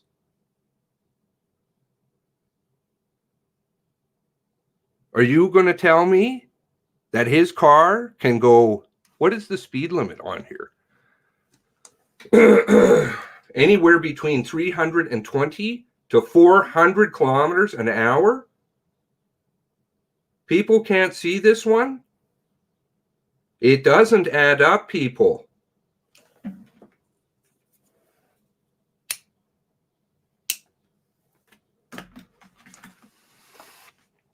There are a lot of these ones. A lot of these. You know, all of the timeline photos that they have given us are absolute shit. You cannot see anything. They tell you to believe it. Let's look at some of these other ones. Here we go here. This one has a timestamp. Lots of these don't. How can you fucking tell what that is? Is this the same taxi cab again? I see a little something on the rear door. I don't see anything. This is what they want you to believe about him in Debert. Look at this photo, people, please. Please tell me that you can identify that this car, his car number, with the car number of the supposed Wortman vehicle. Can you see that? Can you even see if it's an RCMP vehicle, let alone a police car? I can't tell what kind of car that is. Unbelievable. And people buy it up. Look at how cropped this picture is too. Do you see any time, date, anything? Did they come back, change these things, do them themselves? Oh, let's make sure we got high exposure on that camera so we can't tell what, the light will distract them. They won't be able to make out anything. These things are fucking unbelievable, man. Look at the time. This one here from their timeline. This is the supposed ending point. What time do you read there on that? I read April 19th, 10:31, 21 seconds. Unless I'm completely illiterate, which is possible. 10:31. Where is this supposedly taking place? Oh, that's right. Right across from the fucking big stop. What time did he die at? Just across the street? Oh, that's right. 11:23 is what they're going to tell you. I don't have a problem reading this. Do they? Do you know who owns this Do you know who owns this way station? Those of you, I know lots of you have missed lots and lots of little things that because we've just gone through tons, right? Who owns this way station? Oh, that's right. That's the RCMP.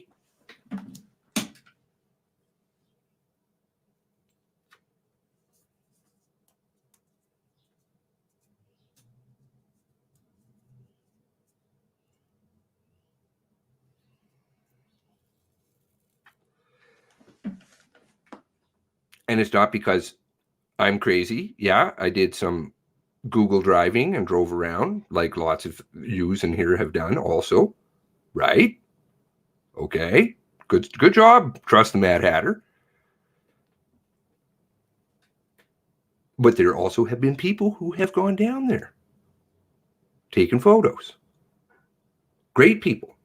Mr. Moneypenny's been driving around. Hitters has been driving around. Geez, I'm sorry, I shouldn't pick because there are a whole bunch of people sending stuff, right? So as soon as I saw this place, I'm like, Tara, can you go over there, please, and go and have a look? So she did, and she's like, yeah, you're right. Fucking bullshit, man. So they're gonna tell you, oh, this camera's also out of time. Because you know what other one was out of time? Oh, that was the cigar stop one. That one was out of time too. It was in the wrong time. On internet cameras that are connected to the internet, which are plug and play and set the time automatically. Or the push bumper on the car, right? Clearly, you can see this is push bumper here. You can see the push bumper on, and I know Mr. Moneypenny's been on about this the last couple of days. We did talk about this in the stream the other night, and good for people are observing this shit. Fucking good. Let's go up here. Where is it? Oh, the fucking pants. Anybody who believes any of this is it's just all garbage. Where is the picture of his car? Oh, there we go. Wortman's police car. Okay, you can kind of see the push bumper. You can see the corner of it, right? That actually is kind of good because you need to be able to see. You can kind of see it at different angles, right? Or you can go to the cigar. Did I finally name that video? Probably not, because I'm an idiot. Okay. Oh, yeah. This is how I the camera is automatically set. Fucking bullshit. Okay. Cigar Hut. Lloyd Johnson isn't Right. merely 10 over a Let's see here. appears to show the suspect pull over along Highway 2. Where is it? I want to see him drive in. Where the fuck is it? Oh, yeah. Why is it not driving in? Oh, they cut that part out. Oh, look at this. Appears to show the suspect pull over along Highway 2, Oh, interesting. adjacent to Johnson's They driveway. don't want to show him driving nearly in. 10 yards from his They don't front want to show door. the push bumper. Global. Don't want to show the push bumper? You fucking. Oh. Where's the original? There. Oh, okay. What was that right there at the beginning? Oh, push bumper. Very clear. Quite clear. Looking at the photographs from the crime scene. I haven't got them quite all organized here, but I have some. All right, let's look. So they say for sure that his car was the one that was heavily damaged, right? Because now they can't say it was head-on collision because her car, like we said, was fine. Oh, yeah, well, sorry about that. Red Mazda. Oh, no, head-on collision. Watching this channel. Do you see a push bumper on his car? I certainly don't see a push bumper on his car. And don't tell me that it fell off, because push bumpers are attached to the frame of the car. No matter how hot it burns, you know, but you still see all of the rest of the car on there. Wouldn't burn off. Doesn't burn off. Wouldn't fall on the ground. There's nothing on the ground anyway. Horse manure. Oh, yes, it burned. Good job, Steve. I'm sorry. I didn't think of that. I didn't think of that. You can take the whole fucking thing apart, man. You can take it apart. And it falls wide apart. So, please, I encourage you, please, please. The time for talking is done. It's seriously done. Done. Yes, it's Morrison. Absolutely. Morrison and Stevenson got into an accident with one another, or something or other happened there, and there was a friendly fire incident. Who knows about this SWAT team and all this other nonsense that's in there. Wortman's never in there because it never made sense with the timeline from the cigar shop down to Enfield. Doesn't add up. 40-minute drive. And this is where you can start to rip it really apart and make people feel like really stupid. We get it together. We give it to some couple of people in the press, right? Give it to everybody in the press, but I know a couple of them are going to take it. I'm pretty certain, because there are some good ones in there.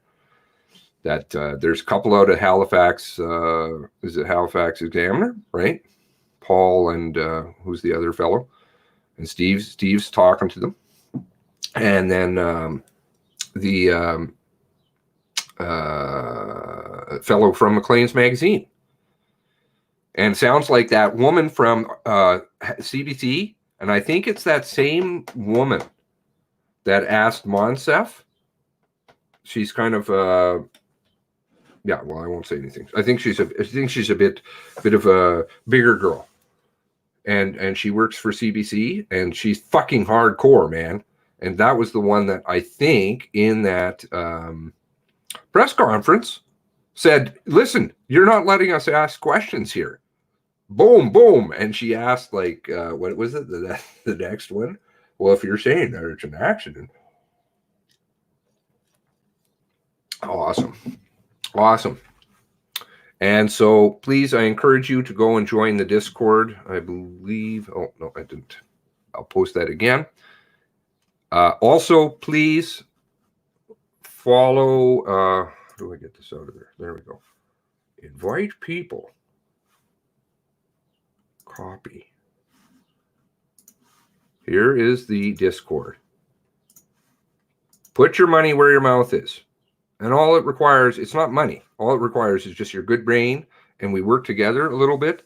And you know, it's good folks over there. Made some really good friends along this journey. Additionally, you know, I get comments from people.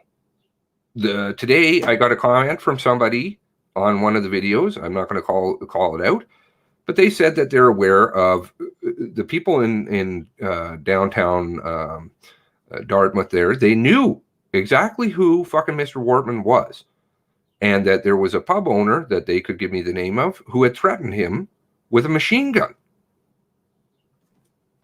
using a machine gun on him.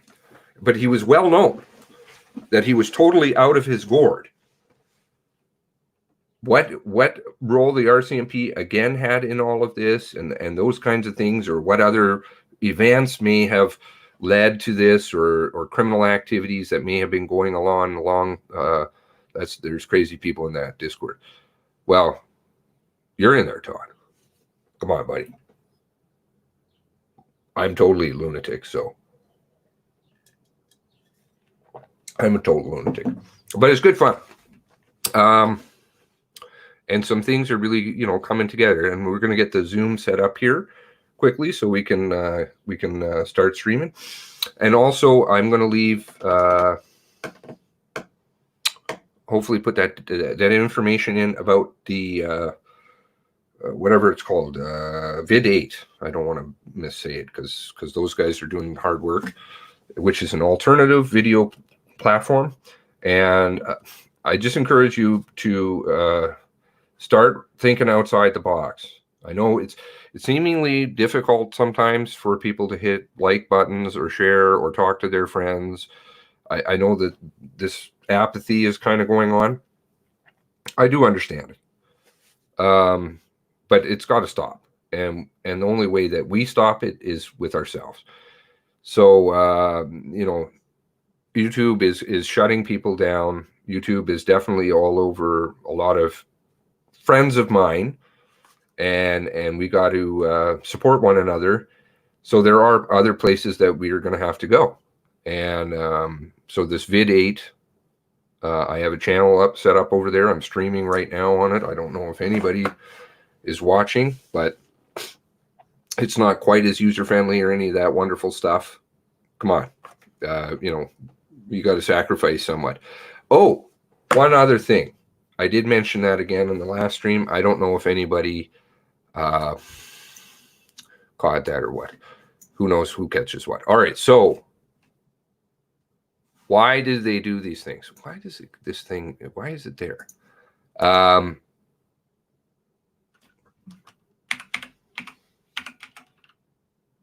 What the hell was it called?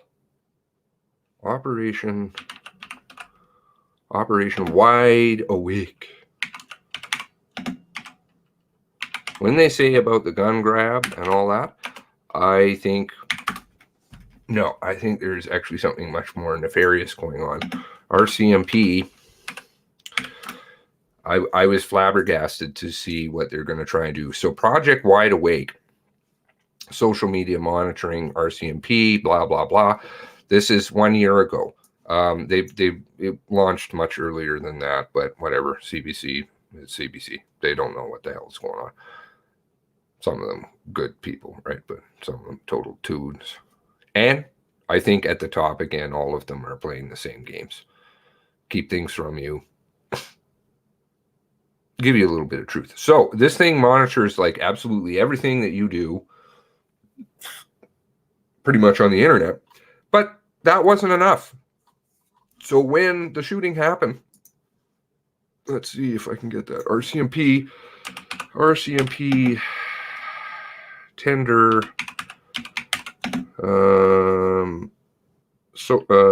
internet, I don't know, darknet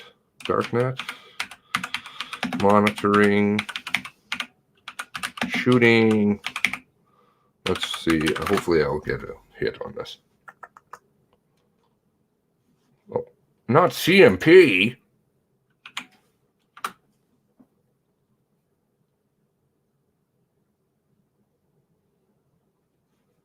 Here we go.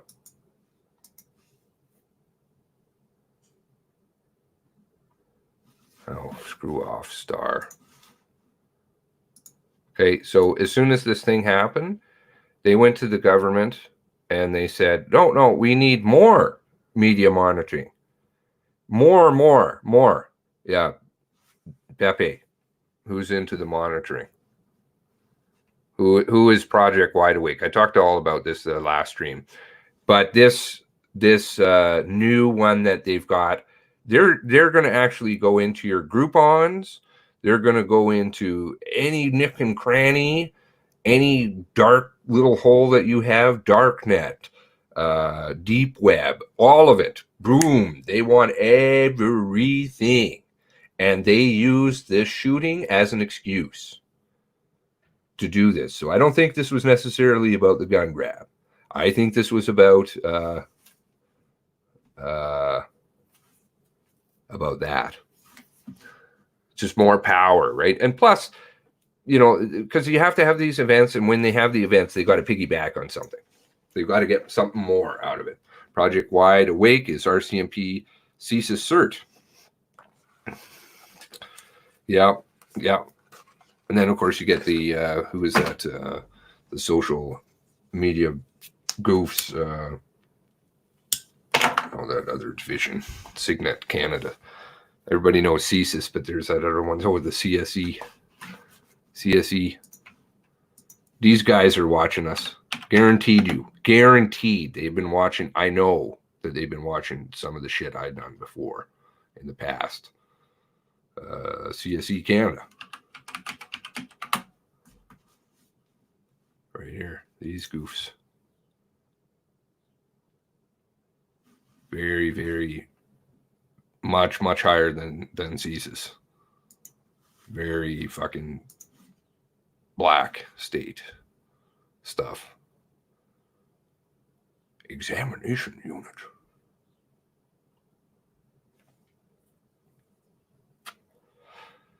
Cryptology Department, National Defense, Signet. Very fucking creepy people. But they all work together. People, man. These people are not in your corner. Not in our corner.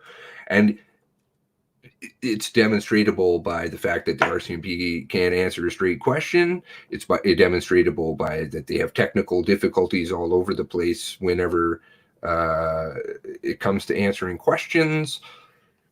It comes with the speeches that are prepared. You know, he changed his tune on a lot of stuff. He left out a lot of things. He's like, oh, well, we know Wortman got away early. Well, now you're changing it. You don't know what time he got away. You know? Because they know the story falls apart. 34 minutes, you can't do it. You can't go in and burn 4 residences. You can't burn 3 or 4 cars. You know, and there's some other really fucking interesting stories out there and questions that we can be asking, like, where are the cars? Where did the other vehicles end up? They've all disappeared. They leave you one. Where did they take the other ones to? Why did they take the other ones there? Why did Wortman have 3 companies set up?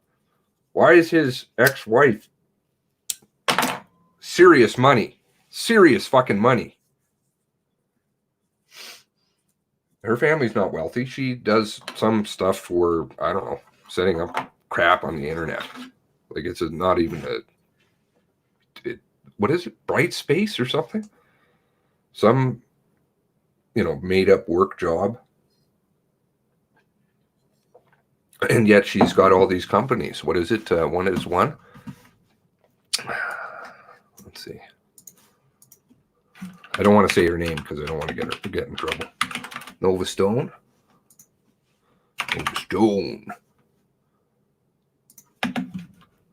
Nova Scotia.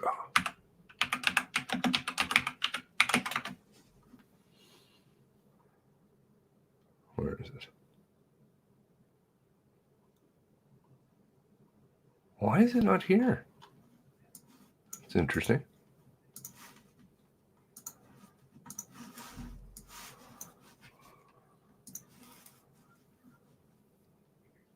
Here's another one right here. How about the kids in the basement? They were on the phone for 2 hours, right? Excuse me.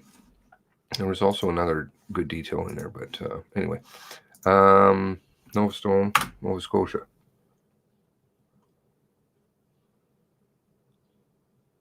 Wow. Oh, here we go. Here it is. Novastone Exporters. Okay. That's one of her companies. What is Novastone Exporters? What is this street address? Okay. Novastone Exporters. Let's have a look. Oh, it comes back to this. Fleet Tech. This is interesting. Fleet Tech. It's a gigantic truck repair business, but apparently it deals with stone. Okay.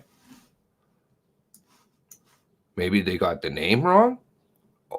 I don't think so, because she's in the news. Let's see. Actually, I probably shouldn't do this, because then it will say her name. Novastone.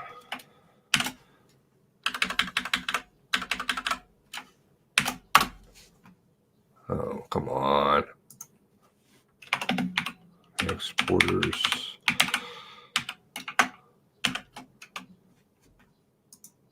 I had a good stream last night with Slippin'. He's a good guy, eh? I like him. He's fun. I get to go over there and relax a little bit. There was a judgment against her. Where did that go? Here we go. It'll say this person's name in there, so I better be careful. Bridgewater area woman has been fined more than $18,000 for filling in salt marsh on Nova Scotia's La Have River. Oh, better go past that. Numerous delays, blah, blah, blah, blah. You know, and this company dragged this case out forever, which of course would have cost a lot of money for lawyer fees. And on top of it, this company bought up the American part of their company. Like, this is how much money that they have. They have a lot of money. Where is she getting all the money from? You don't make that much money working at Brightspace. And that's the ex-wife of Wortman. Funny. And that's not the only company she's involved in. Mr. Wortman has a few companies. He seems to have a lot of money. How many motorcycles do you think Mr. Wortman had? 2 or 3 dozen motorcycles. That would be 24 to 36 motorcycles, according to somebody who did the work on the motorcycles. It's not like he had one Easy Rider and maybe 3 or 4 up there dirt bikes. No, he had a fucking shit pile of motorcycles. Where is he getting all this money? That is crazy amounts of money we're talking about. He has properties. I found another property he had. Where the hell was it? I put it in Discord the other day. Plus something is going on in Masstown. He had ammunition stored in Masstown. Why? What's over in Masstown? Smuggles. Old reptilians die hard. Slippins, patio streams. Yeah, they're relaxing, you know. So, anyway. Oh, I didn't have that on the share screen, did I? Dupe. Novastone Exporters. And then when you go and look up Novastone Exporters, 15321 Highway 3, Hebville, Nova Scotia, it comes back to Gerhardt Fleet Tech Services. 15321 Nova Scotia Trunk 3, Hebville. Fleetservice.ca.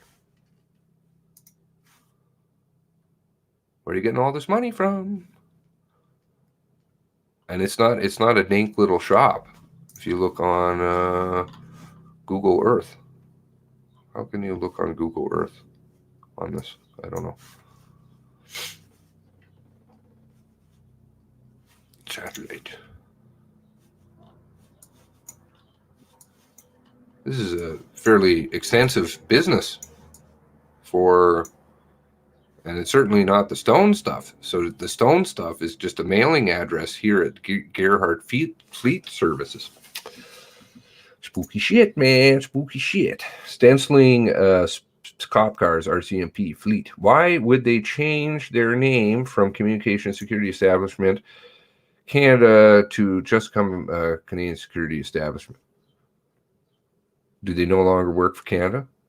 I'm going to say sixth eye. I know some of you know what that is in here. Always been the sixth eye. Tech is out of a certain place in this world. Poor Brendan O'Connell. Losing his mind. I've watched him snap over the years, delete channels. The poor guy. But people are starting to wake up. I saw an interesting...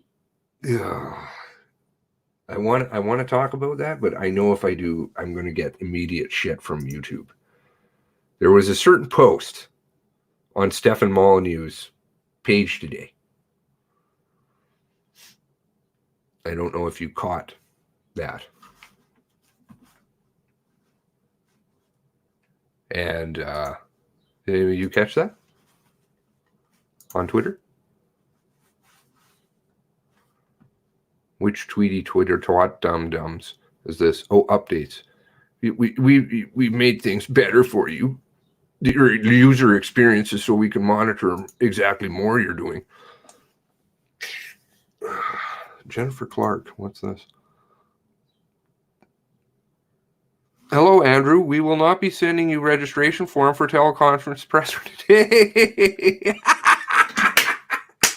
Oh, classic. Classic. I just had to see this when I opened this up. I missed this. Poor Frank. You know? Oh, my God. Oh, no. If you ask the questions, you get shut down.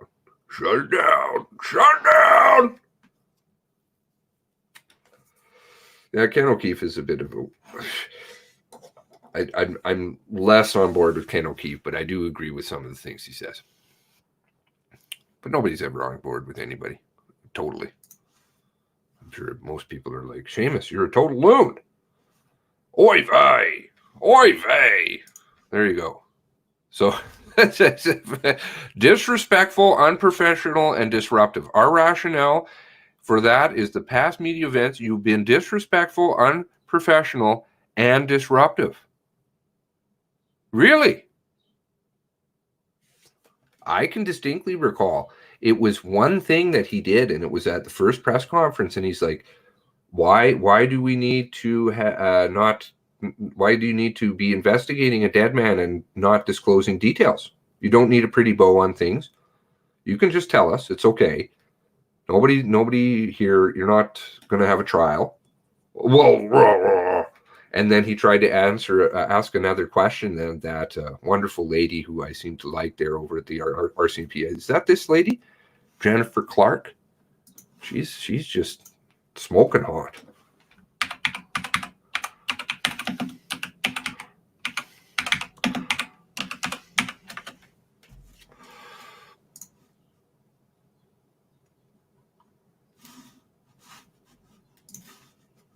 Image.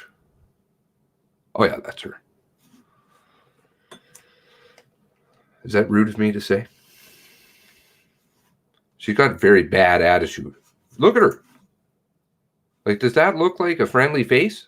Public relations, my ass. That looks like somebody who's going to, try and scratch you. Like a bad cat. Wow! Wow, you big meanie, you! Don't talk about things. Don't ask questions. That's what she said to Frank. She's like, no, you can't ask any more questions. and then they're banning him. They're banning him from the fucking press conference. Oh, this is fucking hilarious. Oh, yeah.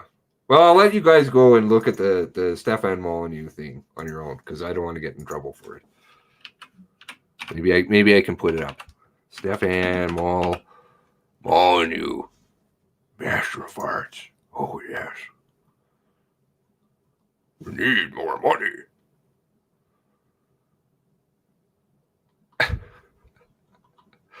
There's a song I have about Stefan Molyneux. It's pretty funny.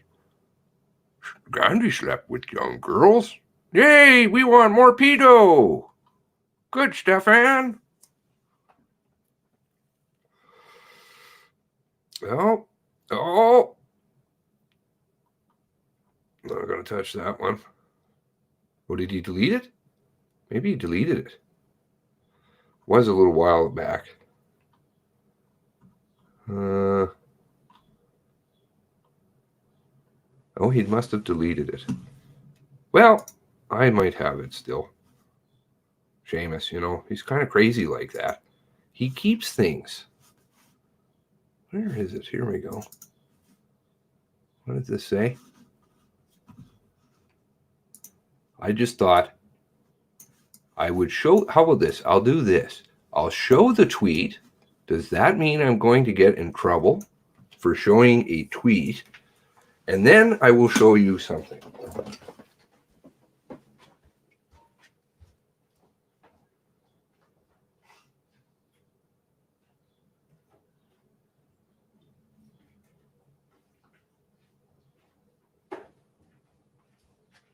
Let's see here. Anybody who hasn't read these books, they are quite eye-opening and very well. Lots of interesting footnotes. Basically, half of the books are footnotes. Very well cited and from only certain sources.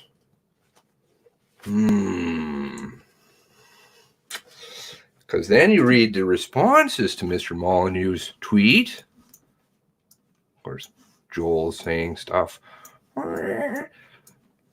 They would be correct. Many people believe the truth. They're speaking like it wasn't true. Yes, they did. It is true. But of course, people are down there telling you, the people who are employing them are telling you to take the knee. So in the diversity, balkanization, we're getting people to fight with each other. Look at us.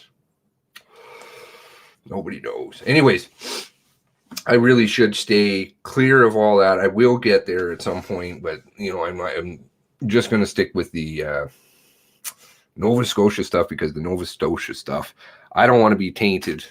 I don't want to taint this stuff. I was talking to Steve the other day. I'm really, you know, that kind of actually worries me sometimes, because I'm like, you know, I got some views, and my views aren't everybody else's views.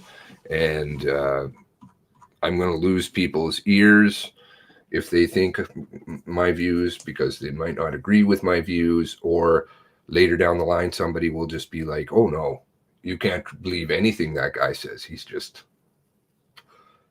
one of those hateful people. Hateful. It's a subject that makes people butthurt. It's one that we were all conditioned for. You know, I grew up like that too. I'm like, oh yeah, for sure. All these terrible things. Hey, Jim Kirk, what's up, buddy? All these things that I was taught, and I had to believe them. And everybody else was okay to question or anything like that, but you do not touch that one at all. And I'm like, so then I started to see things a few years ago, and I'm like, no. The more I dug into it, and fuck, I dug deep. Nova Scotia ain't shit, man, on what I was doing. Nothing. I was up day and night for like a year. Things I saw, oh my.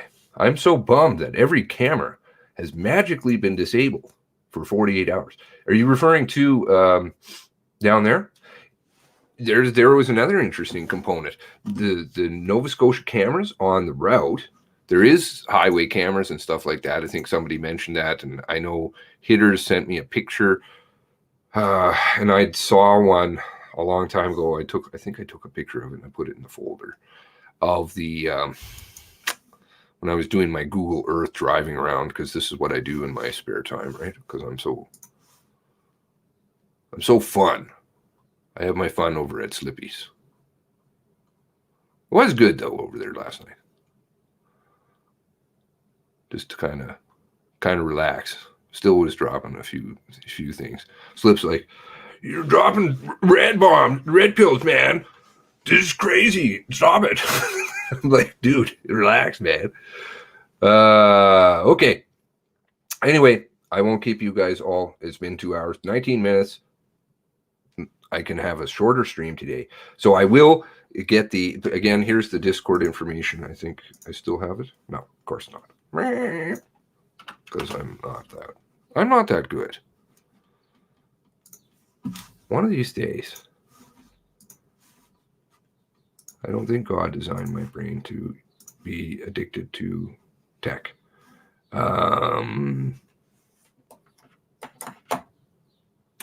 Please join the Discord. Please. All that we need is brain power and no infighting. That's all. Everybody can respect one another because we all agree what happened down in Nova Scotia was not good.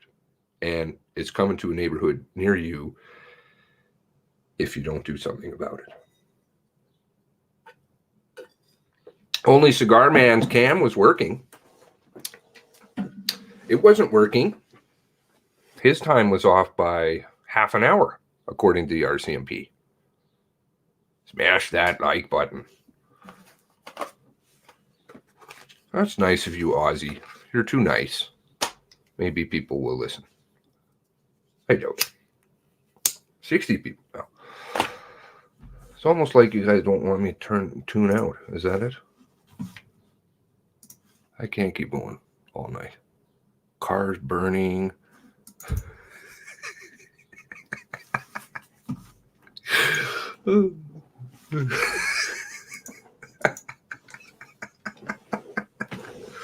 I'm sure somebody's got some great stills of me. Oh, my hair. I look back at some of my old videos and my hair was like my hair is any good today anyway. Please don't go. I just tuned in. Well, what else can we talk about?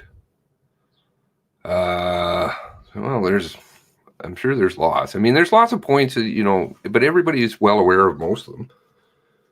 There's little things here and there. The push bar is a big one, I think, because that shows that Wortman wasn't there. If Wortman wasn't there, who killed Stevenson? What about Chad Morrison? D-Bird. Let's see what other fun things I have in this folder.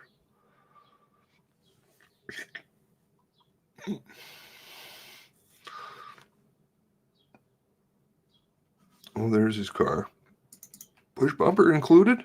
I saw a police officer. I don't see a push bumper. He was panicked because we were right behind a burning police vehicle at the time. And I'm like, we're not supposed to be here. We need to turn around and we need to get out of here. When you turned and you saw that police vehicle on fire and an officer running towards it, like, what were you thinking? I knew something bad had really happened. I heard 2 shots before we rolled up to this scene, and I was thinking, oh my God, where are these shots coming from? Like, is it maybe Jesus says shut it down. A fire or, but I knew seeing all the cops that something had to have happened. So as we come up and we're turning to get to safety, and this police officer is running towards the burning police car, my heart's pounding. Like, my heart just dropped to my stomach because I'm thinking something's wrong with his partner. Like, I had that feeling that with his partner. Something's wrong with his partner. And the way he looked, my heart went out to him, but I knew we had to get to safety. I feel really bad for that community itself, and it's a quiet community. What are you talking about? What are you talking about? Pepe, what are you saying there, sir? What am I not getting right? I'm Irish. Settle down, Seamus.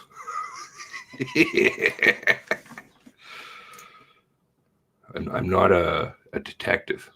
Isn't the detective old school detective a Seamus? A Seamus. I can't see anything. Please must save I see 5 push bars, but I'm cross-eyed.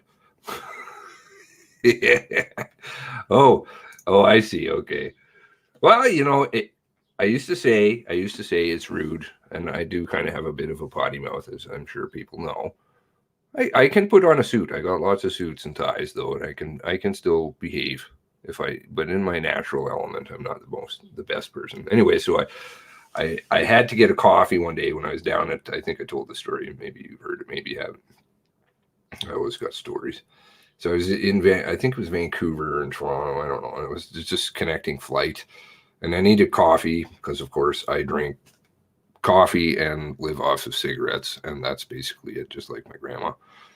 And so the only thing they had there was a Starbucks. And I really don't like them. But anyway, so I went up to the till. And then they said to me, you know, what's your name? And I said, Seamus. And they said, of course, just like other people, they kind of either are like, how do you spell it? Or they misspell it. In this case, they said, how do you spell it? Every once in a while, I run into people who know how to spell it. So they said, how do you spell that? And I said, oh, well, it's like semen, only differently. The lady was just like, what?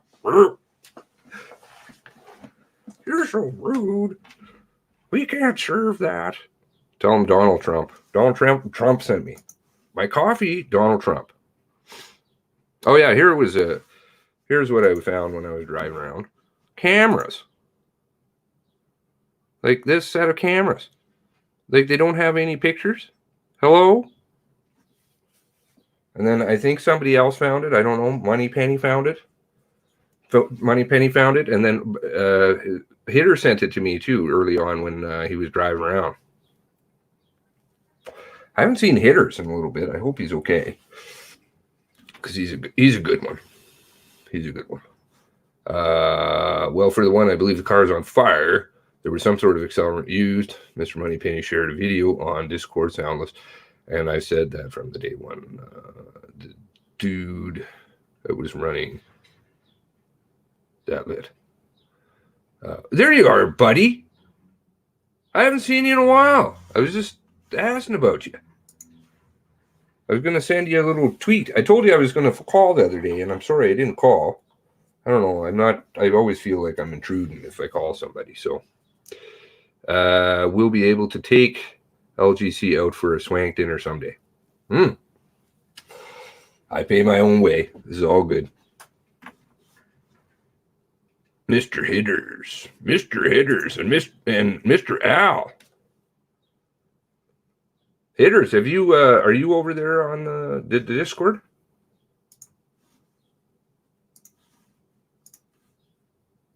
He's a really good digger, that guy, and a good friend too.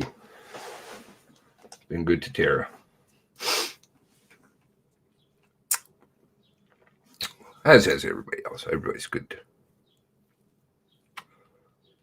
No.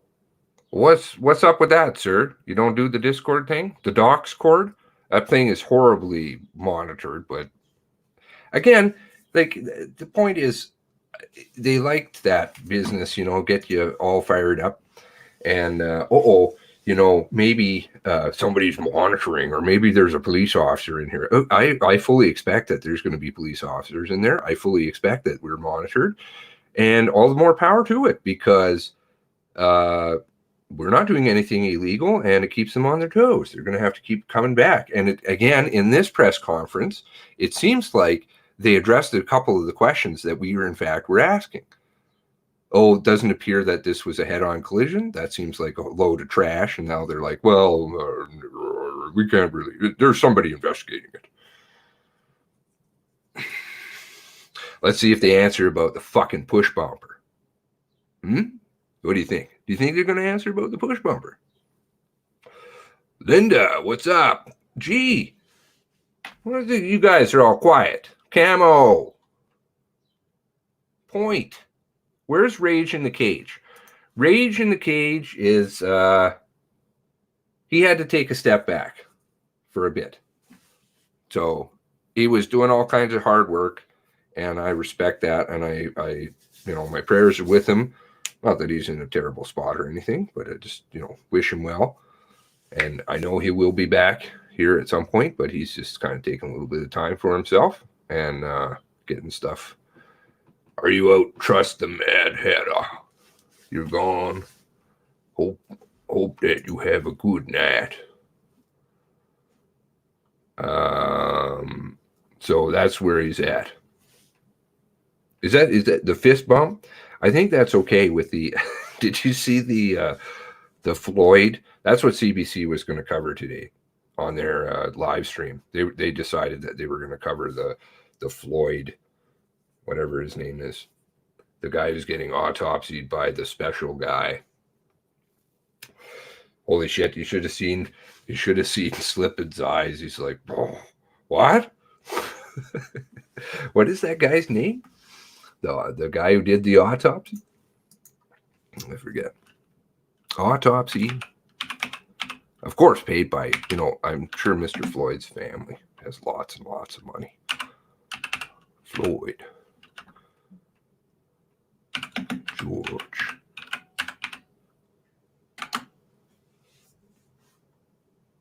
Who was it that did the autopsy?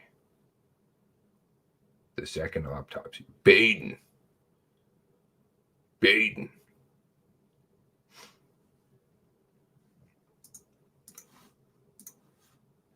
Let's see here. Fine, Baden. Michael Baden. Michael Baden's in all kinds of stuff, always. I don't know if he's such a good player. What do you think? Do you think Michael Baden's a good player? Somehow I don't think so. Uh-oh. This window's frozen for some reason. Michael Baden. I've got the share screen on again. No share screen. There we go. Michael Baden. This guy's really, really good. What do you think? Board certified forensic pathologist. High profiles on autopsy. He worked as chief medical examiner at City of New York. Blah, blah, blah. House Select Committee on Assassinations for Forensic Pathology for the assassination of JFK. Oh, and he also, Jeffrey Epstein. Oh.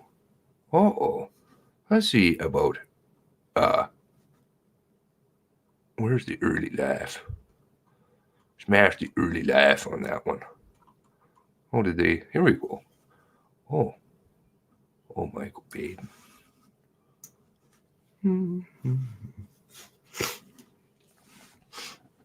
Or that Floyd Rose, whatever his name is, worked together with the police officer. Pink Floyd comes out, cover album tells the entire story. Better yet, the Bible. There you go. The Bible's pretty awesome. I like the Bible. It's all there. We were all told.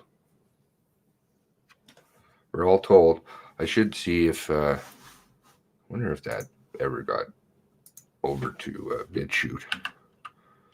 It told me it was uploading it for days. I don't think it ever worked out. I don't really like that BitChute. Doesn't work very well for me. Profile. Let's see. My channel. Oh, it did. Okay. Anybody wants to see an interesting piece of work? There is the top video on my channel over on BitChuties. Here, I can't cut and paste that, of course.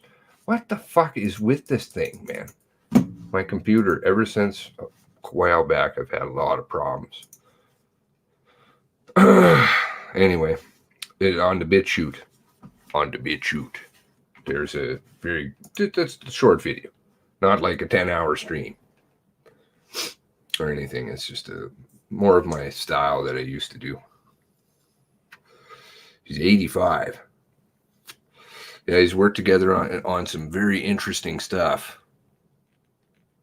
Then you got, of course, all of the boxes of guns that are being found in Chicago. And Officer George Floyd, whatever, bouncer.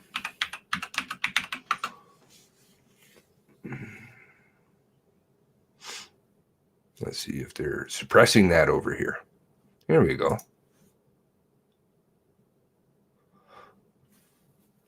Slippy's like, what? It's like, yeah, they work together. He's like, oh, that's really crazy, man. I'm like, well, lots of buildings getting burned. I'm sure lots of things are going out the back door, big insurance claims, bricks outside of certain stores, flaming. But don't ever touch that. Where is it? Oh, I closed that. Too bad. Anyway. Oh yeah, I didn't have the share screen on again, of course.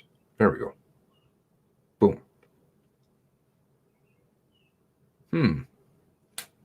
Strange how that works, eh? Oh, how about the unloaded bricks on the streets? Yeah. And then there's also now apparently boxes of guns in Chicago just being found. Steve had a really great video. Did you guys watch Steve's video? Lock it down. Shut it down. We're going to do Epstein. Certain components always the same. Why is that? He will be in on the assassination of Trump. I don't even think it's funny to say that word, actually. I gets you in serious trouble. I should be careful. Are you sure the girlfriend is dead or is having corona on some beach? I don't think the girlfriend's dead, but I don't think you'll ever see her. She's right up there with the shooter at the mosque.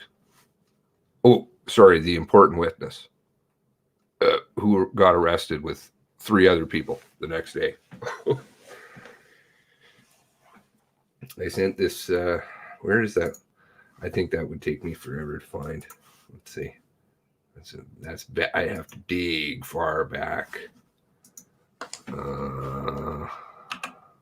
Let's see.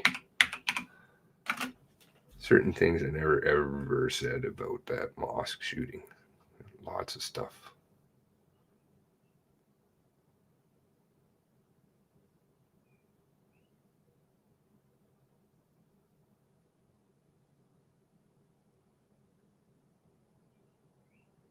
Where's the folder?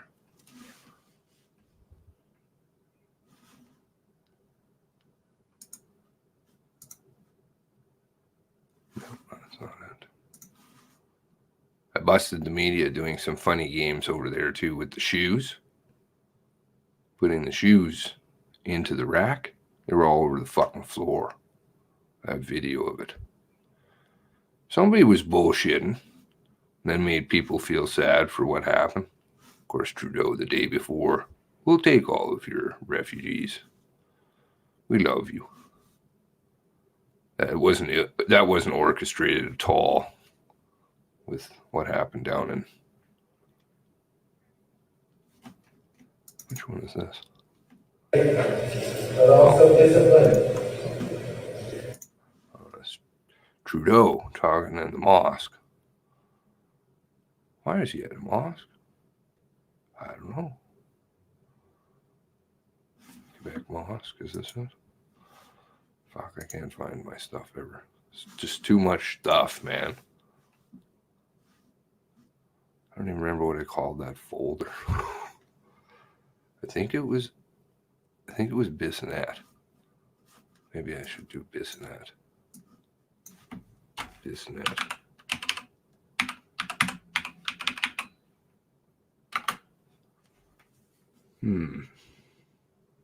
Bissonnette family. There was a certain photo I sent. Oh.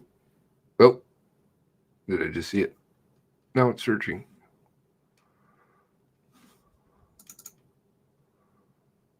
Is this it? Nope. There was a certain photo I long time ago. Who was it? Oh, his name keeps resurfacing. What is his name? Ex-Seamus RCMP. What is his name? I have his book. Oh, yes. Mr. Quiggin. Tom Quiggin. Tom Quiggin reached out to me before Tom Quiggin was Tom Quiggin. And he asked me to read an article. I didn't know who the hell he was. But he was following me on Twitter on my old account. And he's like, oh, I think you should read the paper tomorrow. I was like, who the hell is this? And he's like, I'm Tom Quiggin. And I'm like, okay. And he's like, I wrote an article tomorrow that'll be in the Sun. I'm like, okay. So I was like, all right, I don't know who this guy is. I researched him that night. Of course, I was like, ooh, this guy's got some ties. And so then I read the article, and then he contacted me the next day. And we kind of had a running dialogue going in Twitter. And he said, you know, what did you think of the article? And I said, well, it was all rather interesting. I didn't really say anything too much. And then I kept thinking to myself,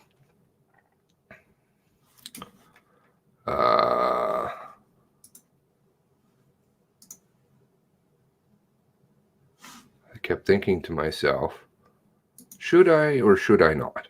Should I or should I not send him a picture, which I will show you here in a moment, if I can find it. Properties. Bisson at CBC. Oh, that's not what I want. Oh, I know I've got it somewhere here. Fuck, man. Properties. No, that's not what I want. And it was a very interesting thing I was able to dig up.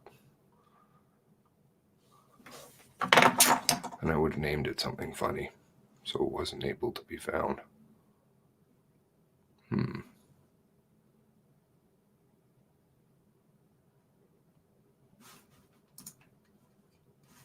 Properties. It's not there. I know it's not in that. Fuck you.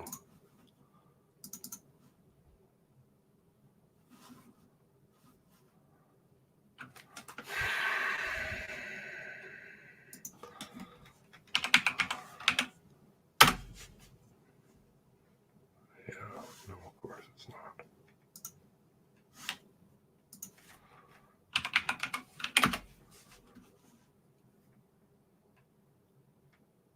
No, not it. I was able to get my hands on some video of a certain incident that happened also at the Quebec Mosque. We all got fucking fed a line on that one too. By who? Oh, the RCMP.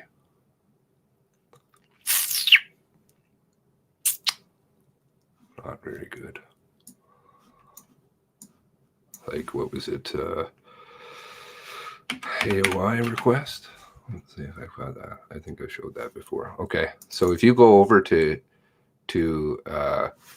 the access to information, like, you know, everybody's like, oh yeah, you know, access to information. Okay, so this was done, whatever it was. I screenshotted this shortly after the incident when I started investigating it. There were 4 results done for access to information requests. Well, it was, I think, later that summer or something I did. I just kept checking, and finally some popped up. To the Privy Council disclosure in part, 1,296 pages provide copies of all documents regarding monitoring of U.S. media coverage in the attack of the mosque in Quebec City, January 29th. Why can you only disclose in part? U.S. media coverage. That's kind of public realm. Trudeau and his scrubbing. CSIS disclosed in part. All threat assessments, intelligence assessments, briefing notes concerning the events of January. What? What does that say? Oh. Does anyone remember what date that happened now? January 29th? January 29th. What do you think happened there on January 1st?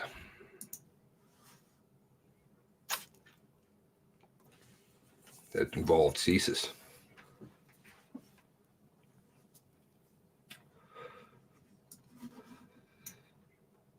Versus how many threats were made to mosques in Quebec City, Gatineau, Montreal, Toronto, Ottawa in 4 years. CSIS has 33 pages. The event that took place there on January 1st, they had 35. Now, if you go over to access to information requests right now on the government website, these aren't there. Very interesting. Those got removed. Oh, yes, I can use access to information. I can find stuff in there. No, you can't. Let's try this. Maybe this will come up with the photo.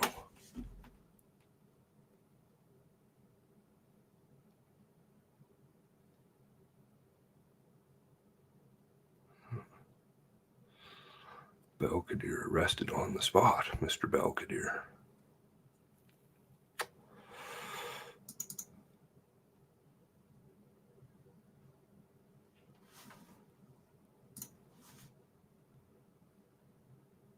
Where is that?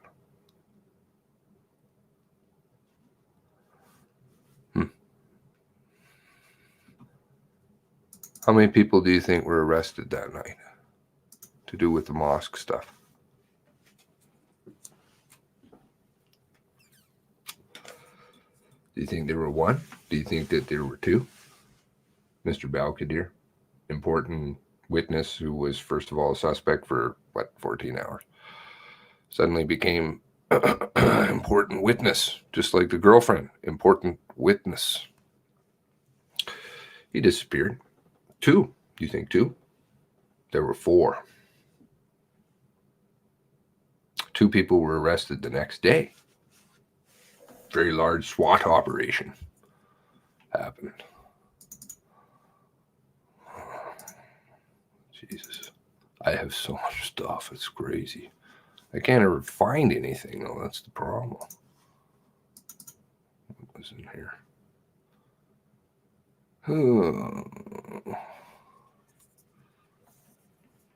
Canadian Islamic crime. Fredericton shooting. Police Hayward.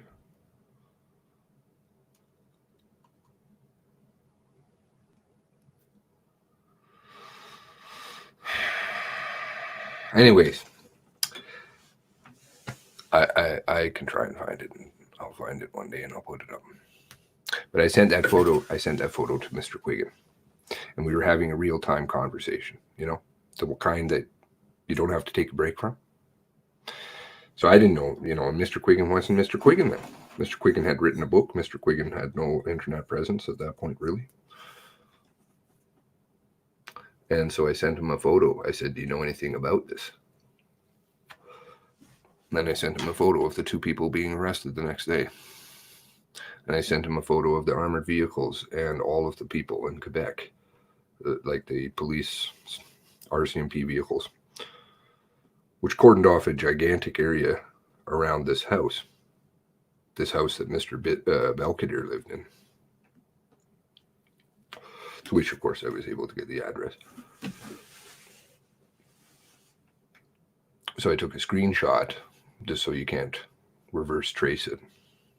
And I sent it to him. He never answered me. He never talked to me again. So then I knew that something funny was going on. There's very big pieces to this puzzle, sadly. And sometimes things that we might think are true are not in fact true. Some people that we think are our friends might in fact not be our friends. Sorting out who is friends and who is not friends is very difficult. Trusting people is very difficult.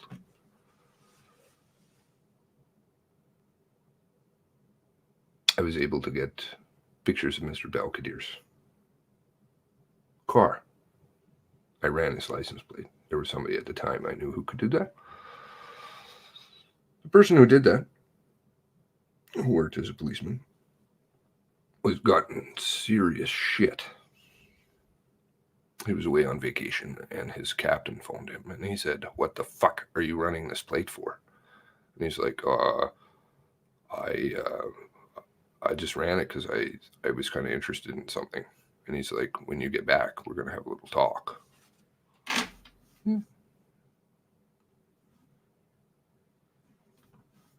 Thank goodness he didn't get fired, but he did get in trouble, which is too bad. Why did he get in trouble? Because he helped somebody tell the truth. Have you looked into the shady characters involving the chess club at the University of Laval? The University of Laval, well, that was where the twins played chess. Whatever happened to the twin? Always a twin, eh? He was having a lot of psychological stuff. The people who testified at his theory, oh, Jesus, man, I could go on for fucking hours. And some of the video I have, very interesting, too. I got video, you know how they had the little press walk around? They did that, 3-4 days later, they had the fucking crime scene cleaned up, just like Gina Goulet's house. They get it cleaned up like that. Why? Because there's certain things they don't want you to know. There's certain things they don't want you to see. In Gina Goulet's case, they didn't want you to know about what car was parked there.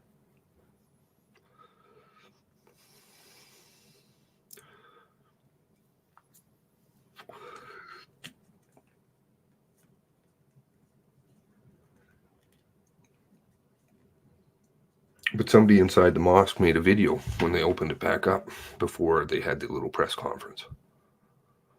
Things were a little different, let's say, in that video versus what the press saw.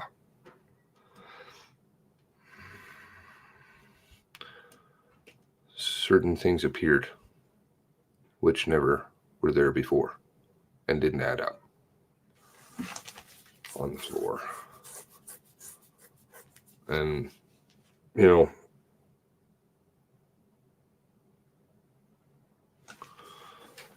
it's time for the corruption to, I never did very much on the Picton stuff. But again, even look at our ties right here with this incident. And I, you know, when I do this is not this that I'm doing, right? I do that a little bit.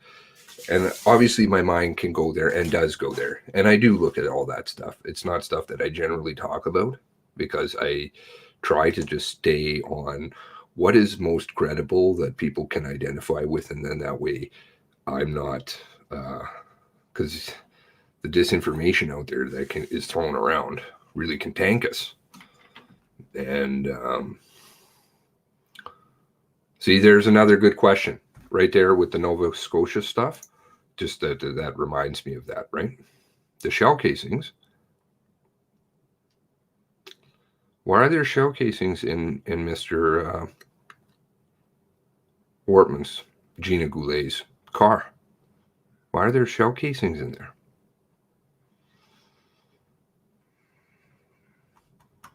He didn't fire at police.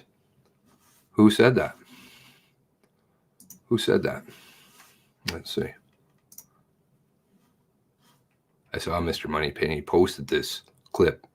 I don't know if he wasn't referencing that. I don't believe, but this individual, let's see here. I just happened to drive by the because the picture, remember, Mr. Moneypenny and I had a bit of a disagreement one night. And I said, Mr. Wardman was killed, shot right through the windshield of the car. How do you identify somebody at the gas station in a car who you're looking for somebody who's driving a police car, apparently, or at best, a silver tracker, 1.8 kilometers, right?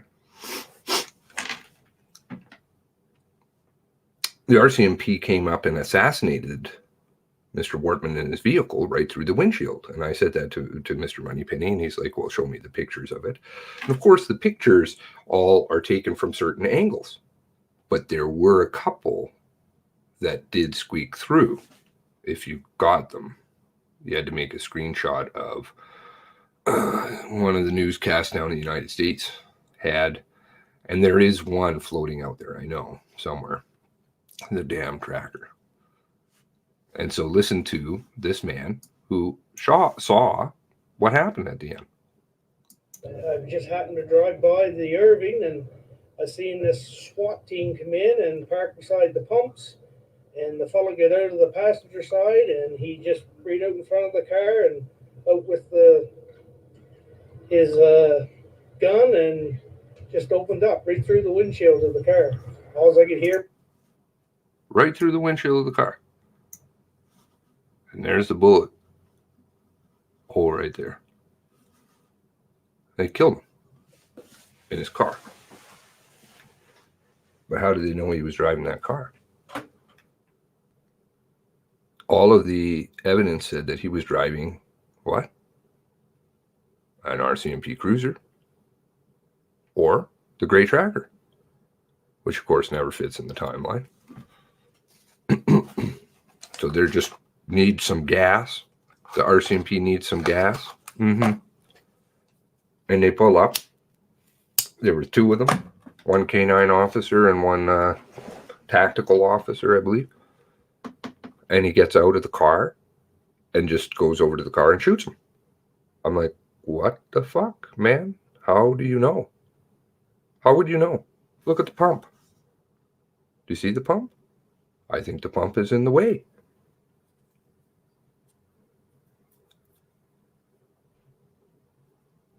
And they wouldn't be looking for that car anyway. So, is it possible Gina could have called 911 when she saw him coming up to his place? That's a good question, Sally. I don't know. It's possible, and that might explain it, but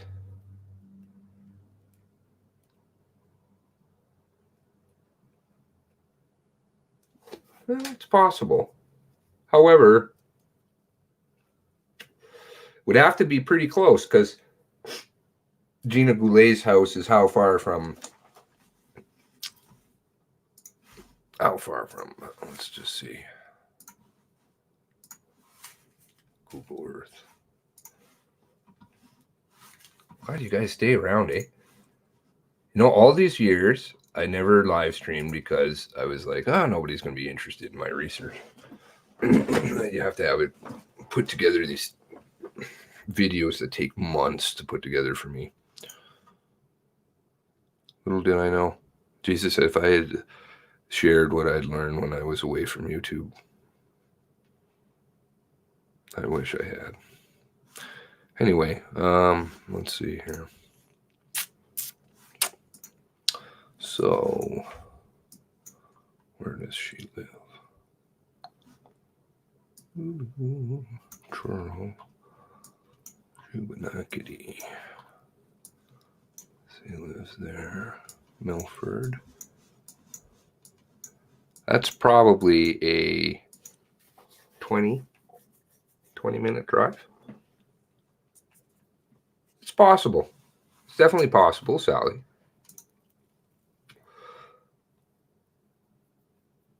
They would still need to know that he took the vehicle. Yeah, they would.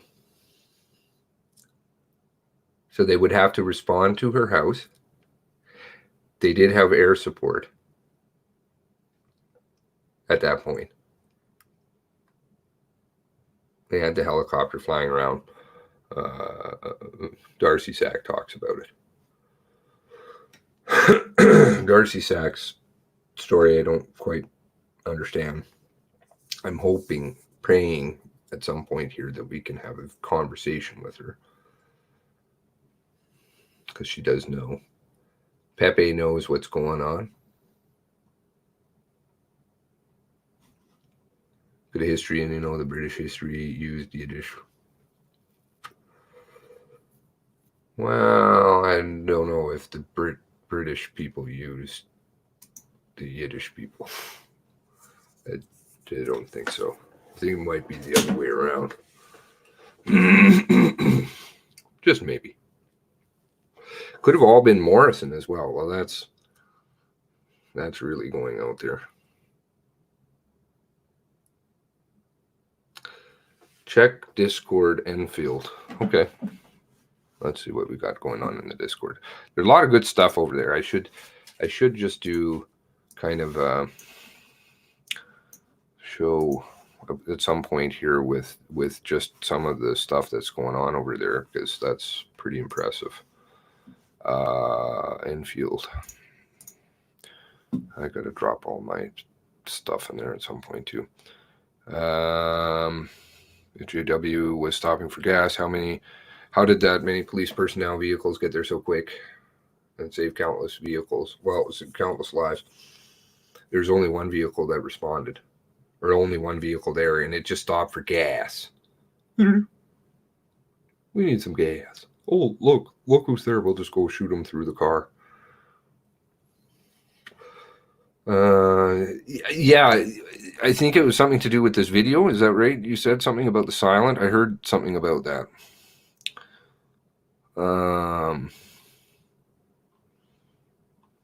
I know you made some video or something you made. Is that correct, MoneyPay?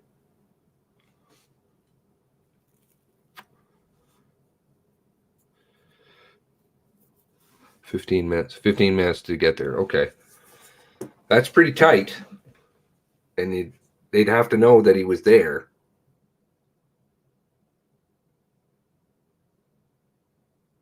Seems if there was a helicopter following him or something, putting yourself in his mindset, do you think you're going to stop for gas? I don't think so. This video clip is from the gas station that was released to the public by the RCMP. You see where I'm going with this. All right, let's see.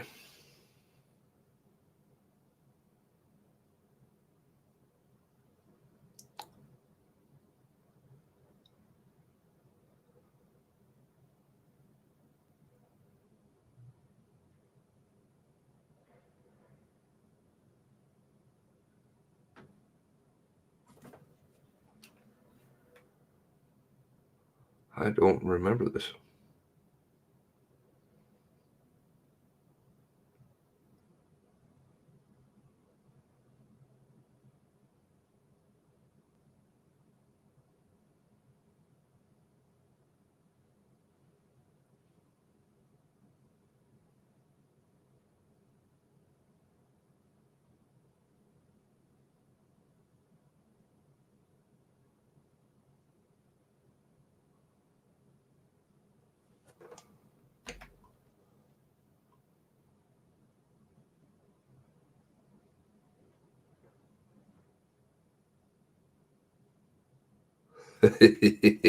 Todd.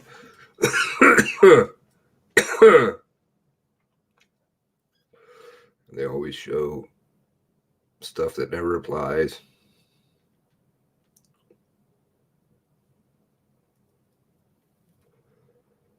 With Royal Canadian Mounted Police right on the video. So, pumps and outside. That's it.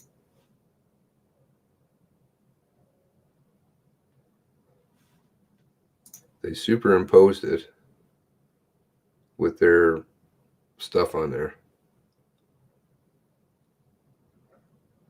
Pumps 3 and 4.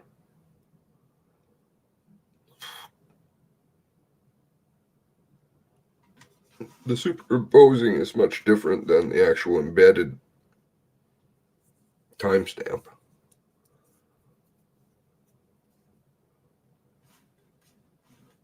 Are you saying that they put the timestamp on there as well?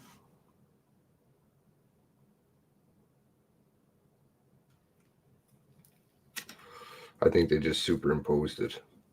Maybe that's their way of marking their evidence. I don't know.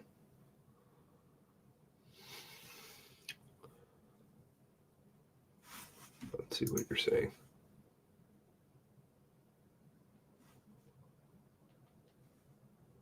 That should be silent clip. Where's the should be silent clip? Oh. Okay.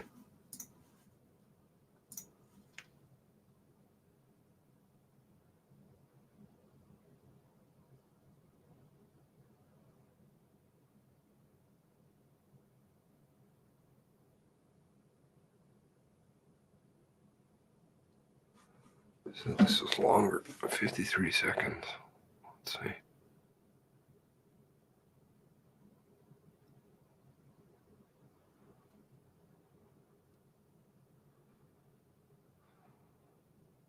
Okay, somebody's running away.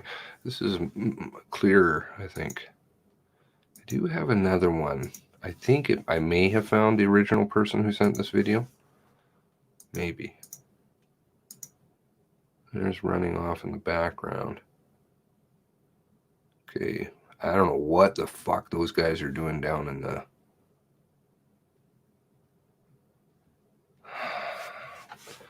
That's where they were...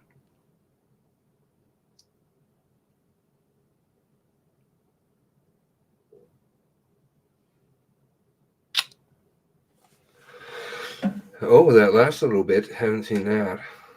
So there's 1, 2, 3, 4, and they're all... Okay, so that together with... Now, I think that fits. That piece. Where is it?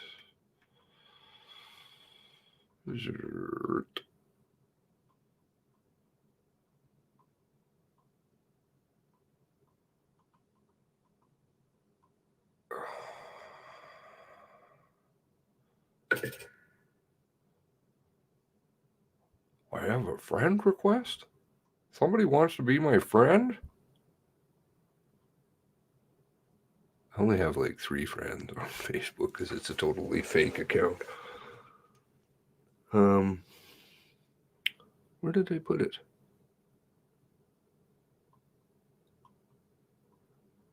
Where did I put anything? Where did I put my mind? I've always been wondering where that one was. I lost that a long time ago. If anybody finds it, please let me know.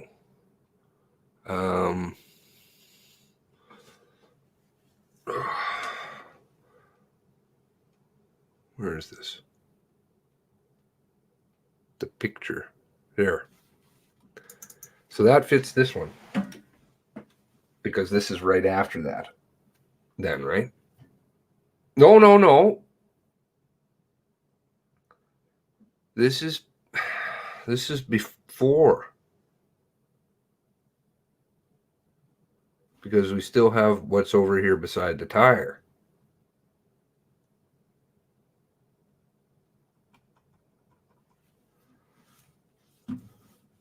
I think you're going to have to, one of these days, I don't know if there's a way to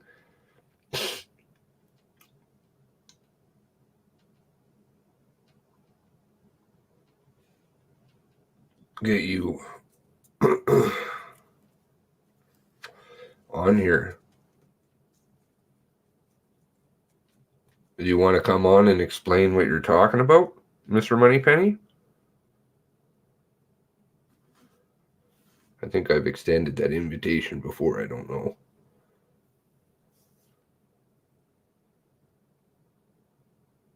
This is before.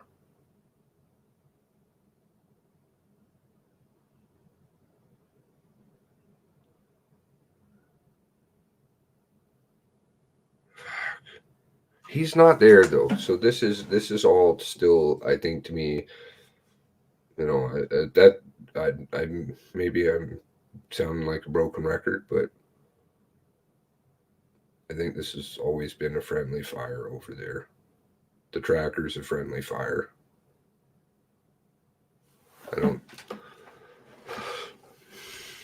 The details on fucking the tracker are so scant, too. There's like zip on it.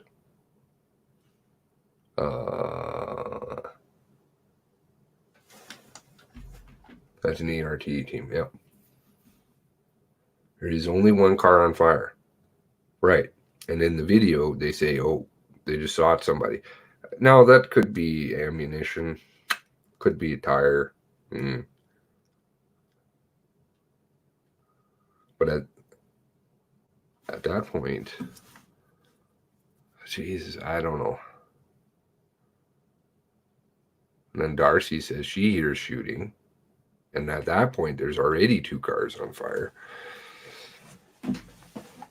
And there's that guy with the red cap who did the, it is a bit longer, you know, and we do get, this is from, whoever took these fucking photos. I think this is maybe the same person. Do you guys think it's the same person? You got the vent. I don't know. Can we see the vent in the other video? Let's look at money pennies again. That's the easiest way we can find that.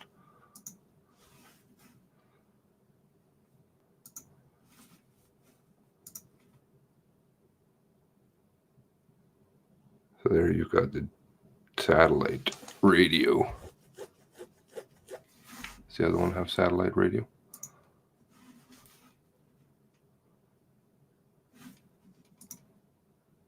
And the reflection. No, it appears to be a different.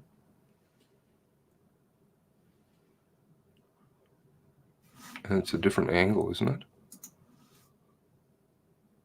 No.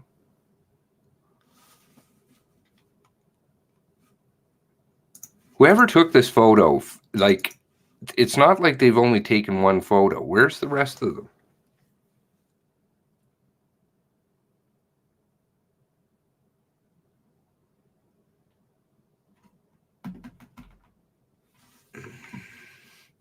If you watch Mr. Money's video clearly, it shows the blow when the match is tossed.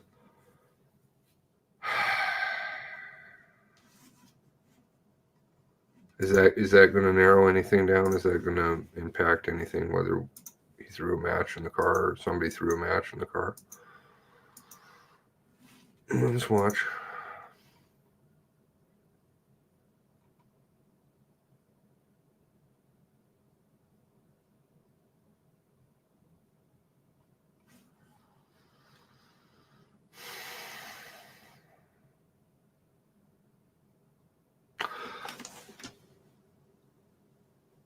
Wait a second, though. Because this video is longer, maybe we can see a little bit. Or is there too much smoke? The vehicle that's in the background. Ah, fuck, you can't see it.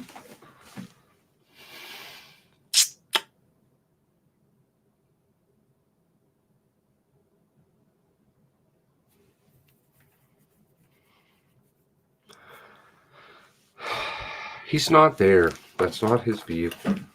It's either, he's not there. So, I mean, we're just, I think it's best. That's the mindset I'm coming at from. Maybe I'm being stubborn. And I've been stuck there for too long. I don't know. But neither of these cars are his. So it doesn't,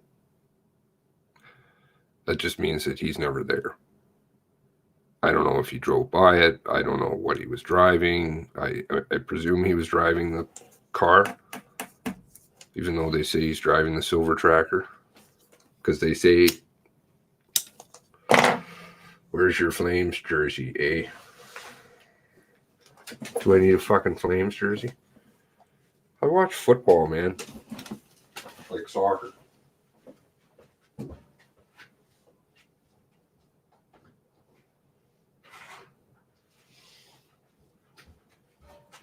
I haven't read through all the warrants yet.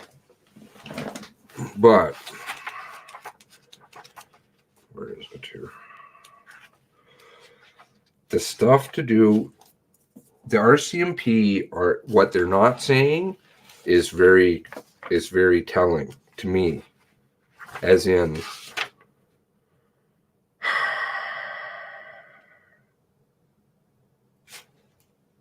okay. So I don't know if you guys have the whatever this copy is. The original, the information to obtain search warrant, dated. I don't know. I think this one's the 20th. This is the 24th one.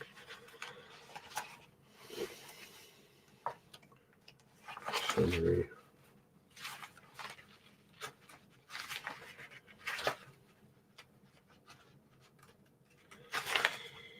This one is the 20th. Okay. So if you guys have the flip to your, I could be like a pastor, you know, like flip to your, if you have your warrant, you can flip to the following passage.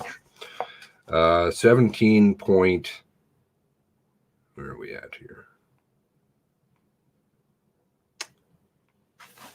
Let's start with 17.21. Okay. 17.21. Exit 9, Highway 2, near the AHS station. Good job, Mr. Moneypenny. Pin that down. Fuck, that was tough to find because they fuck around, right? The exit 9 is on Highway 102. I'm like,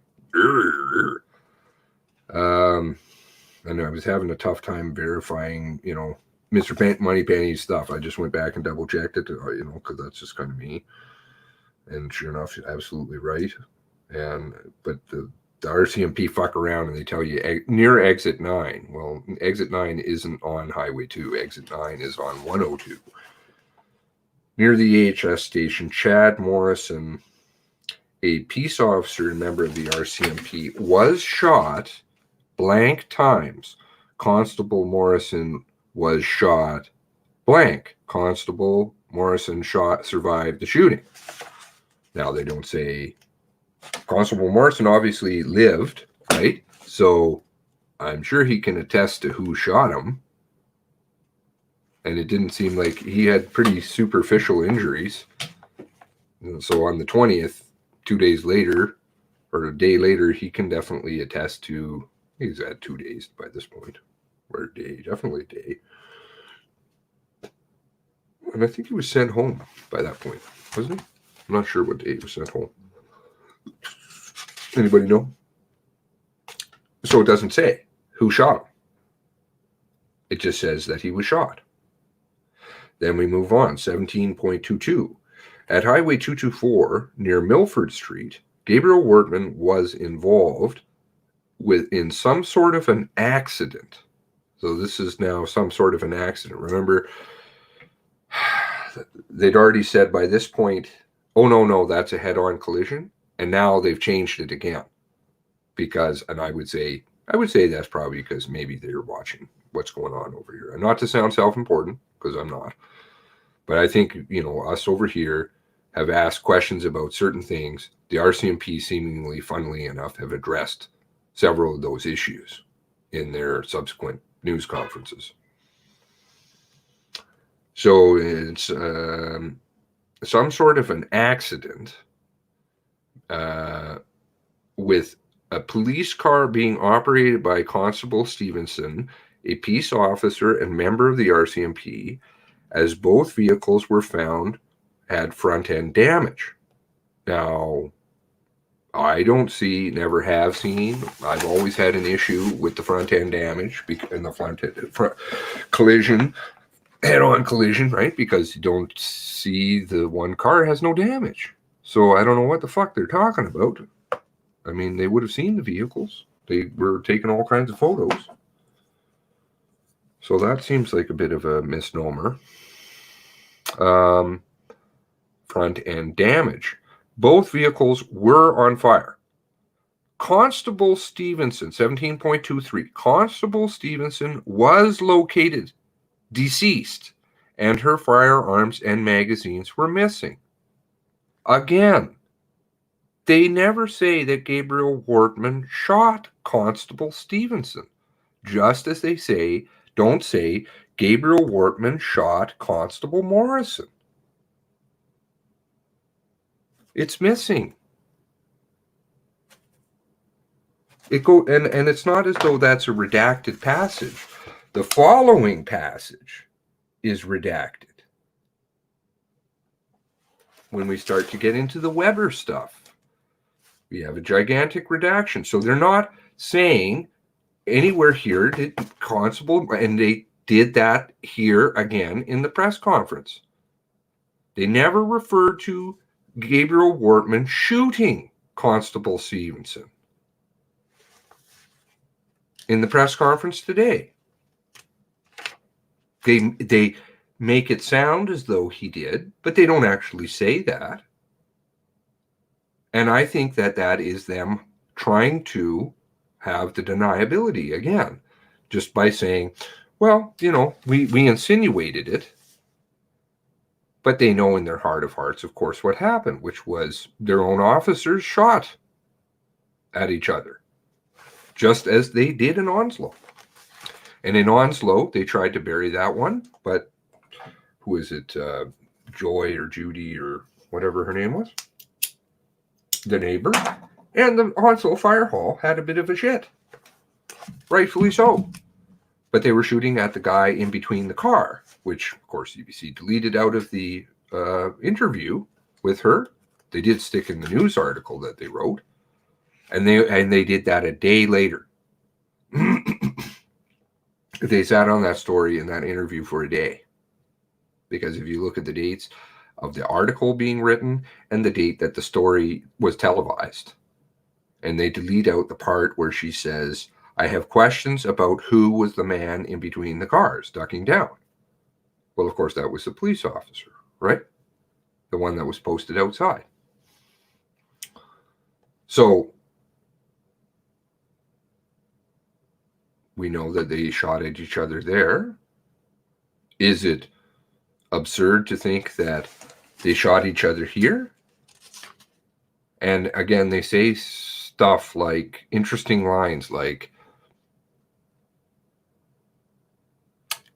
you can't really, like, and I'm surmising, but you can't really know what it would be like to have to hunt one of your own, to hunt down somebody who looks just like you.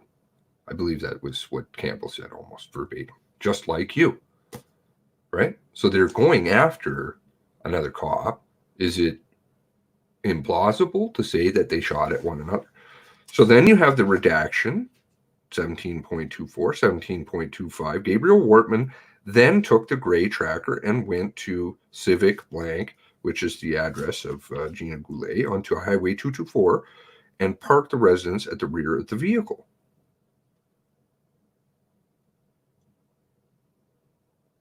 Okay? So they don't say how Weber died. That's all removed. They do say that he took his tracker. Now, what is that based on? Is that based on testimony? None of this is testimony. This is hearsay. It's not testimony. Testimony doesn't have, where's the testimony of, we don't have testimony from Morrison that I found. And again, I haven't reviewed all of the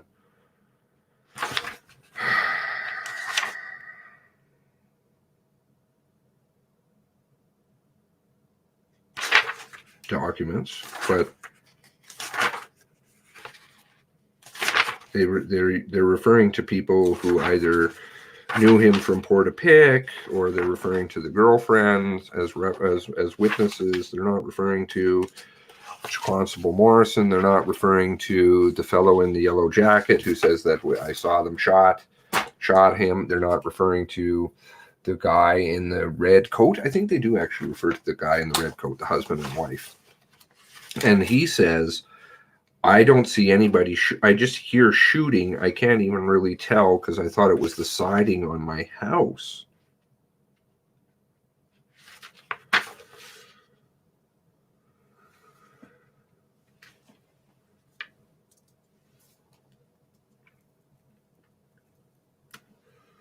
And here in this warrant, they say that he has 7 guns. The guns has always changed. Just like the Quebec Mosque. The fucking guns kept changing. I don't know what's up with that. I don't know why they can't figure the guns out. Bissonnette had, at the end of it, what did they say? He had 2 handguns and 2 long rifles. Sounds like the same thing, 2 and 2. But, you know, before they were saying it was all this other stuff. Multiple. They said shotguns. Shotgun has been mentioned also in the case of Wortman. Let's see here. And the guy getting shot. And then, of course, like, why is that a secret? Why is it a secret that what happened in Enfield, 17.28? He drives up to the pump, and then we've got fully redacted. And 17.29, we have that at least one firearm was observed in the back seat. We don't have that there was an exchange of gunfire, and I believe I'm 95% sure that there were shell casings recovered in the car. So if there were shell casings in the car, what was he shooting at? Because if you look at the picture of the fucking, oh my God, smashing, crashing, my girlfriend's going to have to come over and clean up. What am I trying to say here? If you,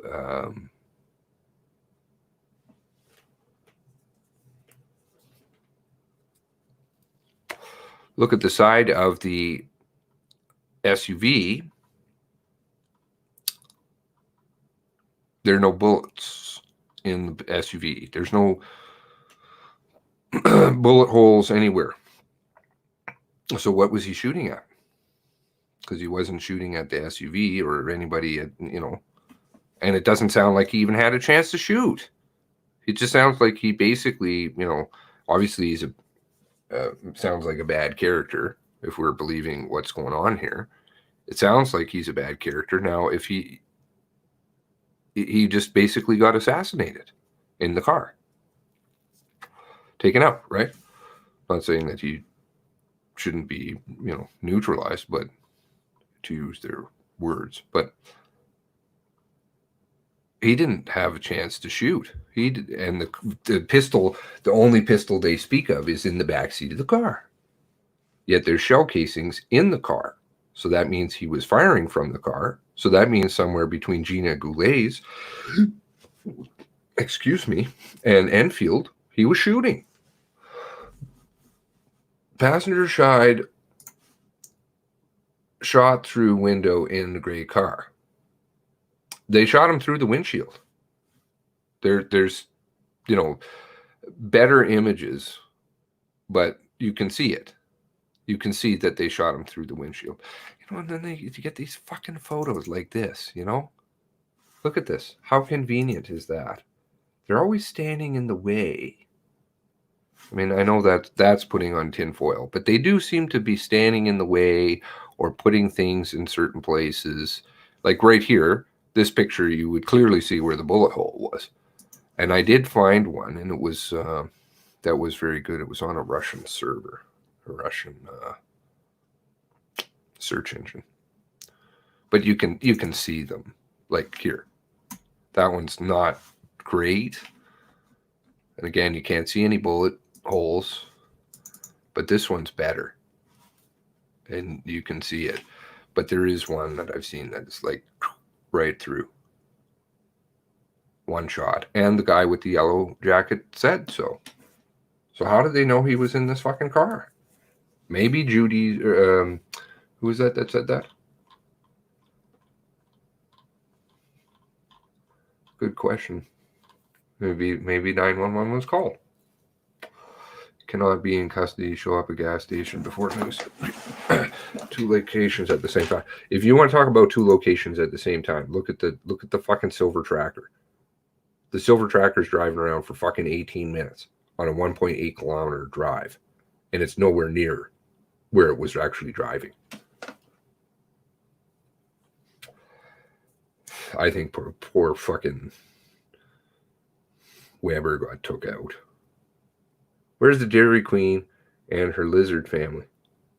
Or where's the queen of her lizard family? Now we have a king who says he's Christ. I'm not sure what that is. Nobody's Christ except Christ. I've got a friend who lives about half a kilometer from EHS. Milford. Okay, Michael. That's an awesome. Was he home?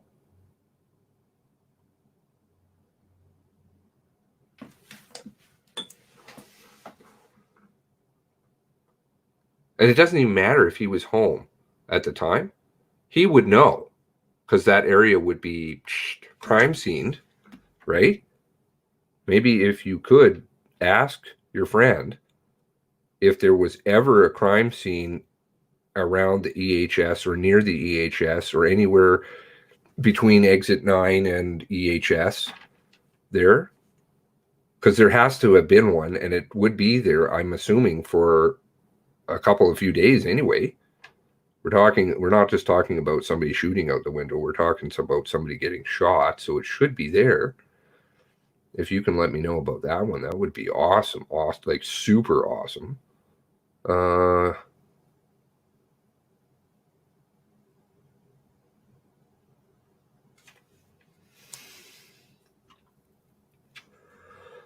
Stevenson mistake Morrison for Gabriel Wortman and shot him. Yeah. Yep.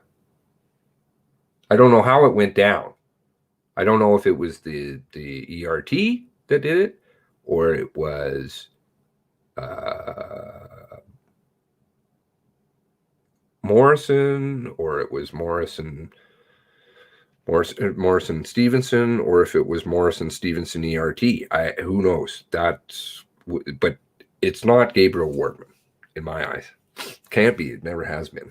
Doesn't fit the timeline. You can't travel and do all the fucking things that they say he does. All he does is he goes, if you believe the timeline as best as possible, all he does is go straight from the cigar shop straight down to Gina Goulet's house. But I can't understand how the time is out on the cigar shop. That one's fucked. No, well, maybe he could do it. Yeah, 13 minutes. 13 minutes. He could do Gina Goulet, not do, but he could sadly shoot her and her dogs, take her car in 13 minutes.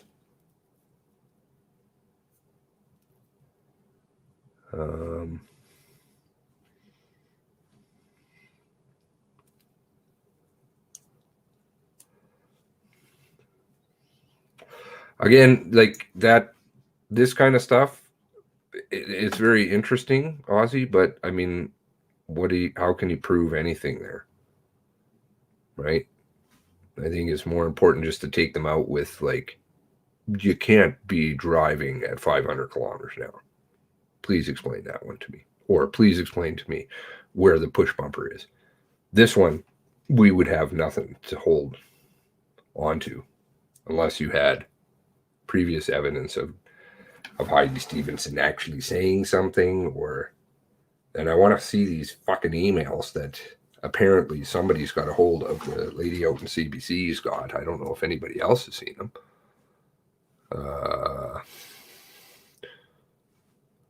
Where did he get the police car if he didn't use it in the Wentworth area? Well, I think he did use it in the Wentworth area. But I don't know what the RCMP are trying to sow. That's what are they trying to say? That how did he kill these two ladies? The nurses. How did he kill them if he didn't pull them over? What the hell was he driving? Zodiac's theory. This could be. Hey, Chai. Chai knows some stuff. I'd like to have a conversation with you, if you wouldn't mind at some point. I'm just scrolling back, Chai, to see Zodiac's theory here.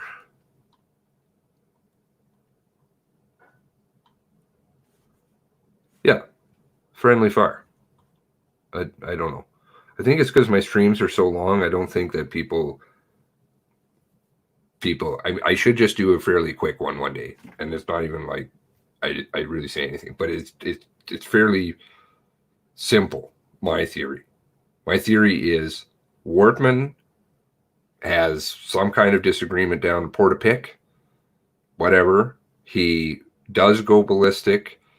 He's running all up and down the road with gas cans. The RCMP respond with one car at 10:26. They know it's a shooting.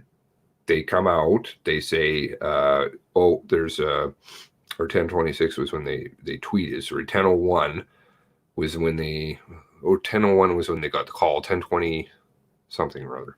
They responded.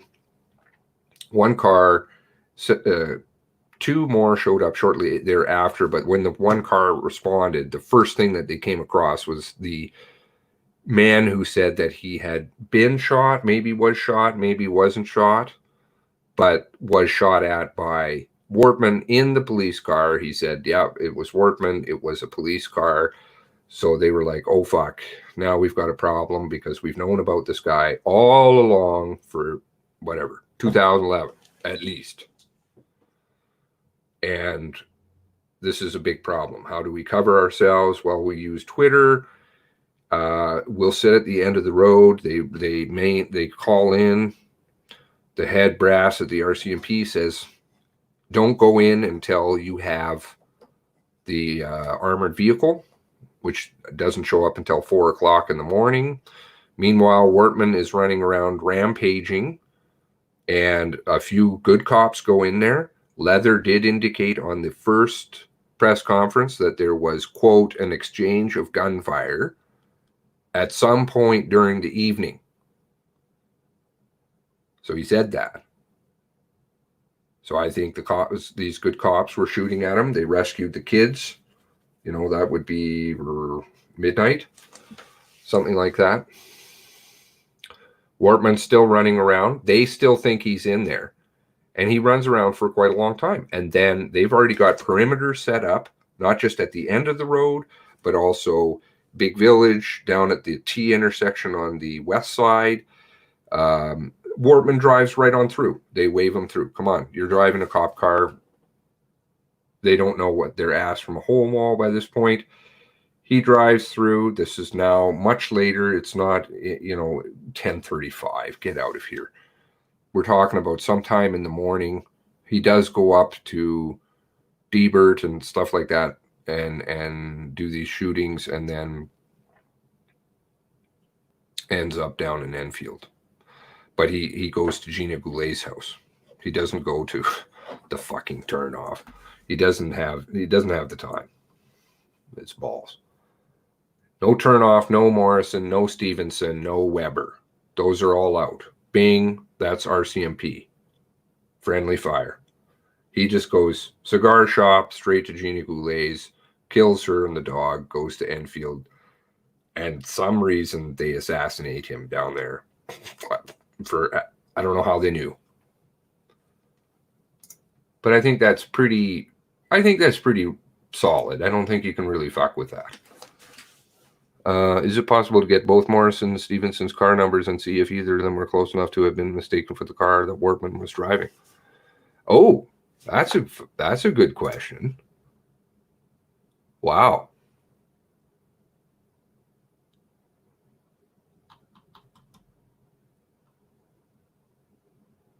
21 minutes. Maybe one of the nurses reported something on an overdose patient and told him. I don't know what that is. Could Morrison have mistaken Stevenson's car as Wortman and pitted her?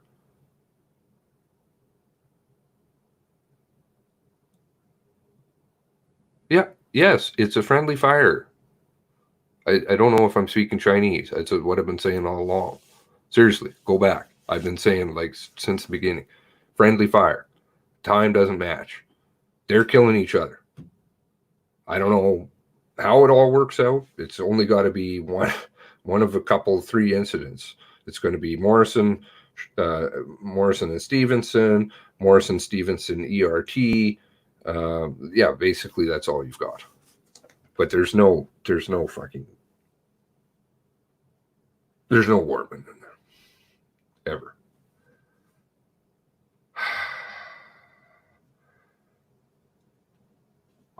Again, like, it's interesting to speculate that there is things that are not making sense. Like, I don't know, Halifax Regional Police officers, Halifax Regional Police Chief Kinsella, not allowing them to wear red. Heidi Stevenson was an integrated officer with the Halifax Police Department. She essentially worked for the RCMP in the Halifax Regional Police. And yet Kinsella says to his members, some of which I'm sure are friends with Heidi Stevenson, no, you can't wear red. And yet every other police force in this country could. There's something going on with Halifax Regional Police. And frankly, actually, I would probably throw Truro and who's the other one? That other town. I don't think the RCMP get along very well with the other departments. I think they're just too egotistical or something, and there may be dirty cop stuff, who knows, but they don't get on. What did the cops do with the kids? The kids, 2 of them ended up with Tyler Blair, the brother, or half-brother. And he took them in. He's 27 years old. He did the interview with CTV. They're 10 and 12, I think. And those poor kids, like, I think about that. I'm like, oh no. Monty Python movie. This is a Monty Python movie. I'm a Monty Python movie. I don't know. I'm probably losing my mind. This is also Elements Rise and Fall of Reginald Parent. Morrison. My theory is that Stevenson, Morrison with Weber, then rushing to aid. Yeah, Weber can. Oh, sorry, I did say 2. There's Weber can be tossed in there too. I don't know if he's in the Shuba-Canady nonsense but I don't think so, because they're tweeting about him way before the Shuba-Canady stuff. They're tweeting about the silver tracker. It doesn't fit that, right? So they already know about the silver tracker. So the silver tracker is involved. I think that might just be a bum tip or something. Who knows? And then they just chased down and shot the wrong guy. And then they're like, now we've got more problems. How do we make up for this? The second press brief, they did not mention the exchange of shots. Yes, I'm going to go back and try my best just to watch all of them and try and put, because each of the ones, they tell different little bits, and you can put them together. You can put that together with the timeline. You can put them side by side, and you can see where the differences in the facts are. The red mass, the gray, and then it becomes a mass, the head-on collision that isn't, the friendly fire, and during the evening, he's out of there in 31 minutes. So, there's all kinds of different things that you can go through. But if you can put them side by side so that people can look at it quickly and they're like, okay, that doesn't make sense. And you got maps and stuff like that. That's what Josh was talking about, and I totally agree. I mean, I can conceptualize in my mind. I just, in practical nature, that's just, I'm not that way. I'm a researcher. That's all I do. Here it's got lots of stuff. Whatever comes out of here too seems to be Chinese. Real issue here sounds like the RCMP are too proud to admit that they are totally incompetent. I think it's more than just incompetent, right? It's not, it is incompetence. But it isn't, because why is it that they had all these complaints? Why is it that they had officers investigating this man numerous times? They had numerous complaints, whether it be from the father, whether it be from Brenda Forbes, whether it be from people in town. Mr. Chai seems to know something about that, you know, which I'd be very interested in speaking to them about. I hope they'll get in contact with me either on Twitter or join the Discord group. Because everybody's got little pieces of the puzzle, and that's the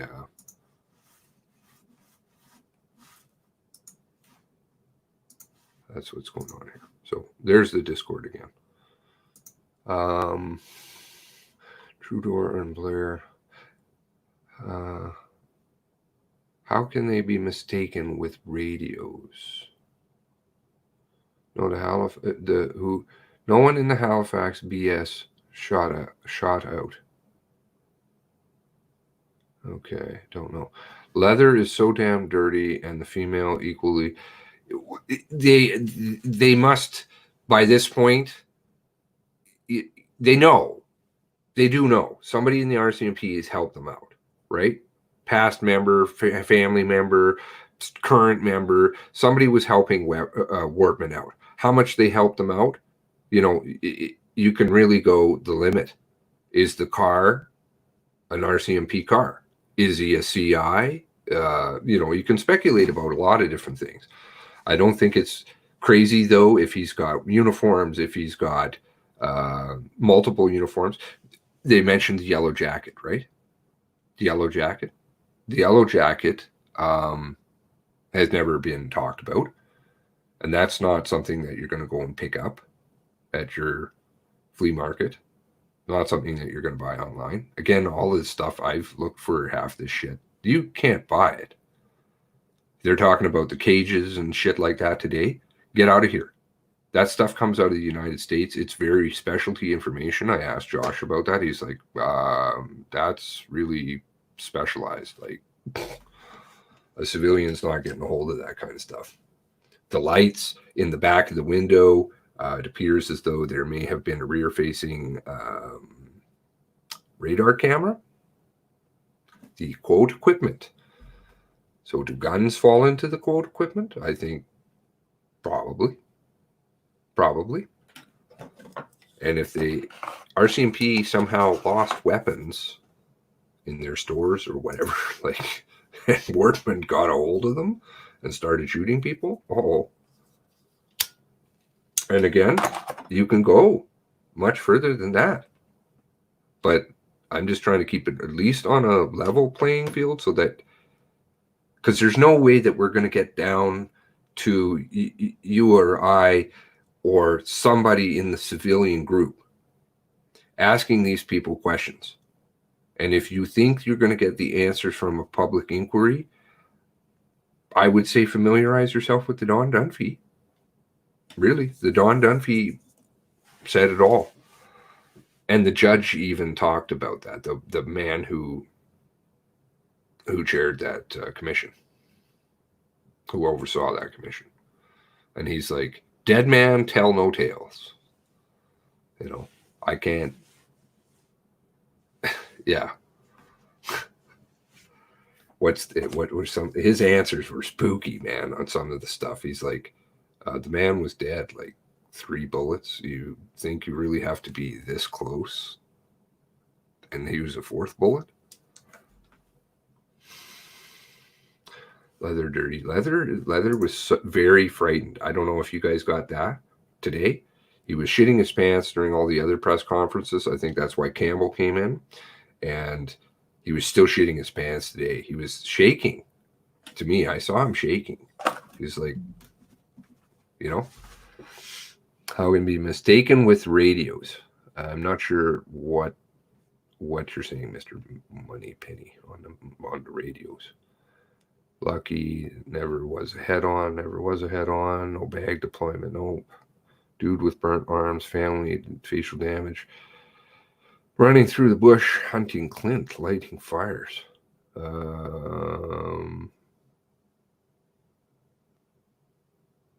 Sorry? Are you saying Morrison was chasing Clint? That's really out there, Ozzy. No, I don't think so.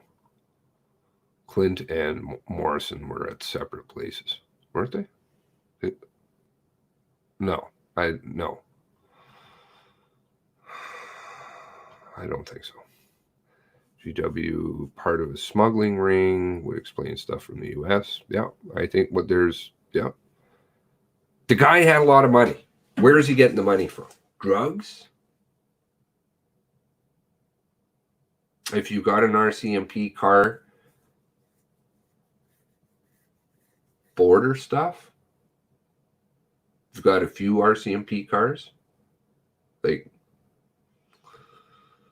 where are all the other cars, too? They seem to get left behind. Where's the white Mercedes? Where's the F-150? Where's the Jeep?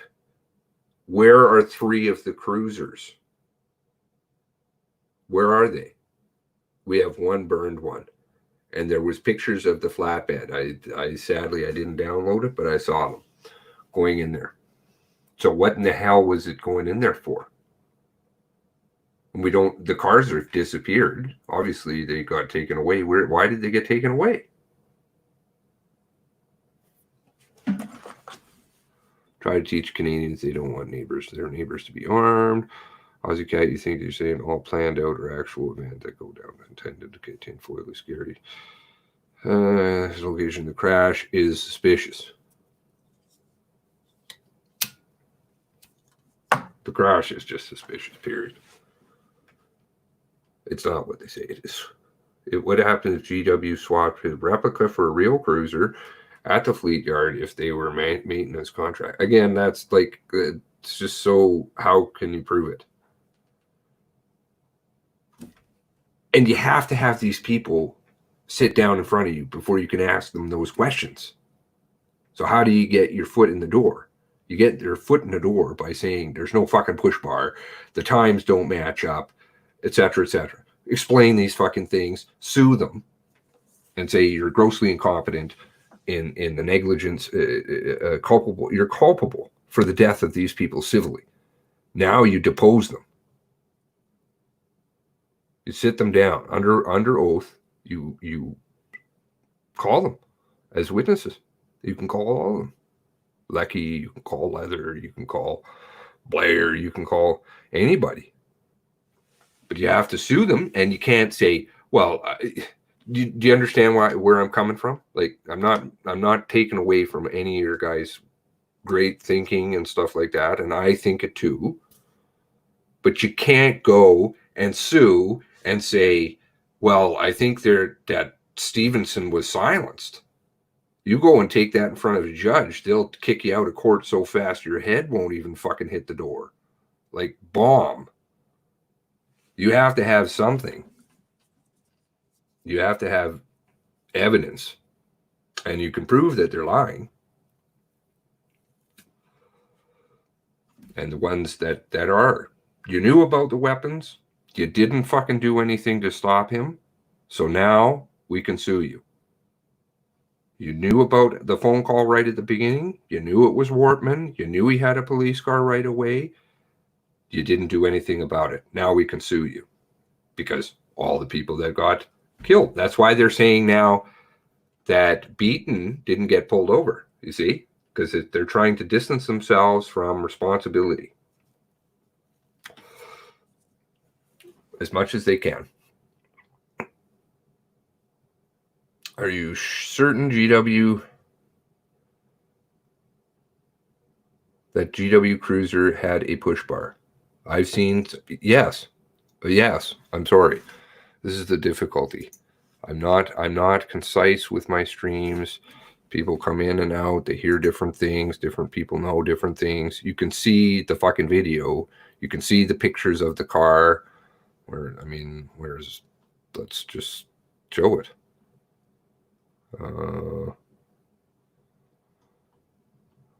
Here's the video, apparently, of the car. There, right there at the beginning. Push bumper, okay. Fine, you could say, well, maybe that's not his car. Maybe it's a different RCMP car. Maybe it's a different RCMP guy. The RCMP have said that it's him, right? This was a leaked tape by that lady, what's her name? Marshall. Last name Marshall, out of Ottawa. And you can see in the photo that they provided. Here's the push bumper, the black piece at the front of the car. So, yes, push bumper. Where's the push bumper on the other cars? No mix-up. There's no mistake on that. 100%, 1000% couldn't even make eye contact when.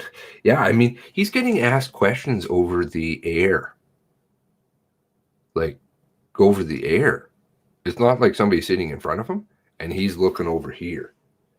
I mean, I don't look at the camera, right? Because I'm looking at screen and shit like that. But and I don't want to look at the camera anyway. But he can't even look at the camera when he's getting asked something audible. He doesn't have to read anything. He can just sit there and, I'm hearing the speaker. He can't. He's looking over here. He's fucking fidgeting around. He's fucking around. And, every once in a while he might look up and,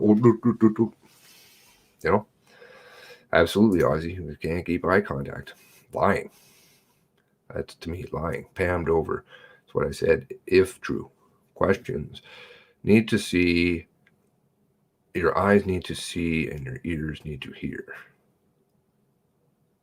I'm not sure what that's referring to. Smoke them if you got them. If you had to light up, didn't you, Seamus? Now I have to step out. Okay. Jail guards, nurses who grab meds, guns. Again, speculative. I appreciate it.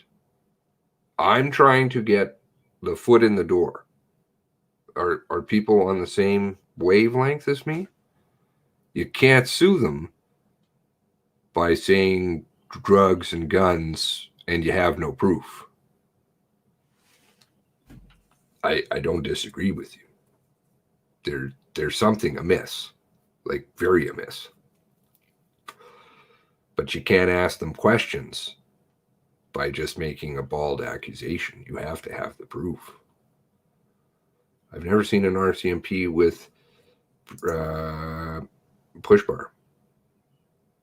Cape Breton. Well, there's other RCMP cars.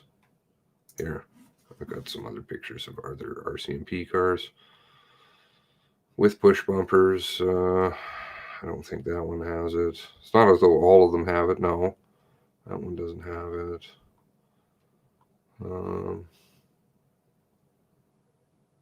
Those don't have it. It's interesting, actually. A lot of them, you're right, a lot of them don't have it. That doesn't have it. See, but I mean, from this angle, right, you can see, like, the car, whether a car has a push bumper or not, you can see it. Likewise, you can see other, so you'd be able to see whether a car doesn't, or does not have a push bumper.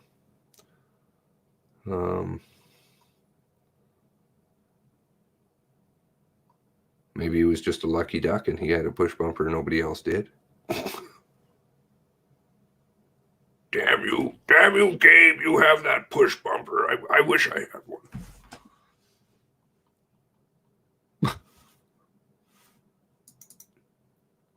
There you go, here again, right? There's in his garage. Interesting, these photos come out a month later and somehow, quote, supplied by who?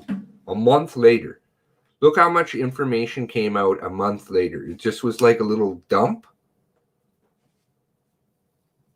Quiet for 3 weeks. Nothing.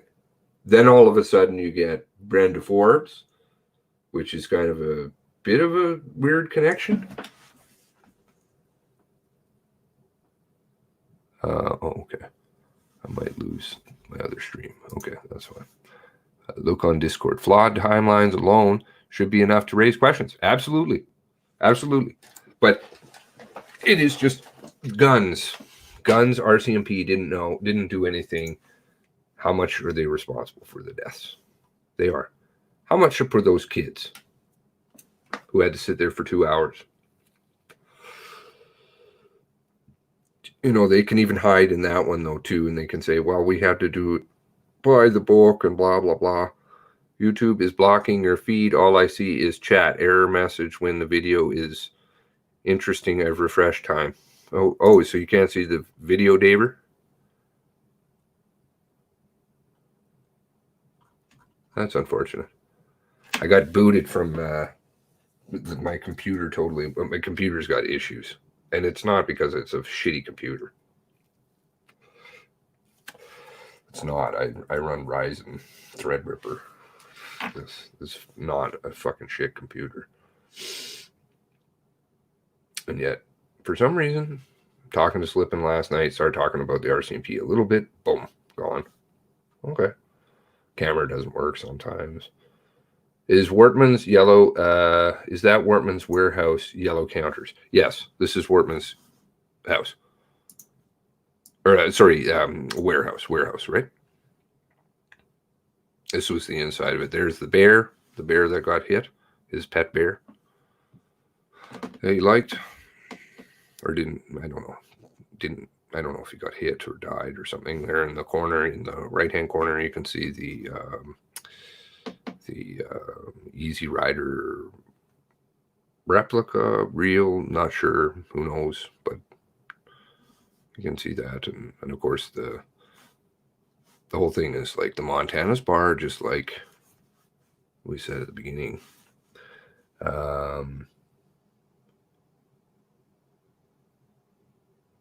Yeah, refresh like 5 times. I'll try Discord, fucking YouTube. Time to leave this site. Yes, but I mean, I appreciate it. Look how many you guys are here right now. And I don't even necessarily believe I never have actually the numbers that YouTube tells me. But if you guys don't sub to the other stuff, such as, I don't have my DLive account set up yet. I don't think yet.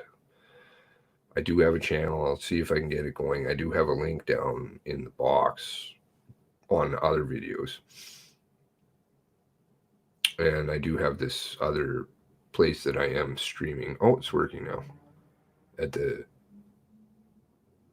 vid8 in poll.co. Very interesting place. And so if you can sub there, that's awesome, because I expect one of these days, it's just gone, and kind of sucks when that happens. I've had people I used to sub to, and they just suddenly disappear, and then how can you find them? You're fucked. You're never going to get it again.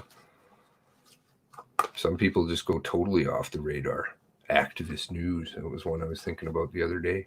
Just gone. Absolutely gone. How many of those 5 illegal guns were reported lost or stolen from the RCMP? Yeah, very good question. Very good question. How many guns had they lost? Who was that? Mafia or something? Or I don't remember what his website is. He asked. RCMP stolen guns. RCMP lost stolen guns. Let's see if I get a hit on that.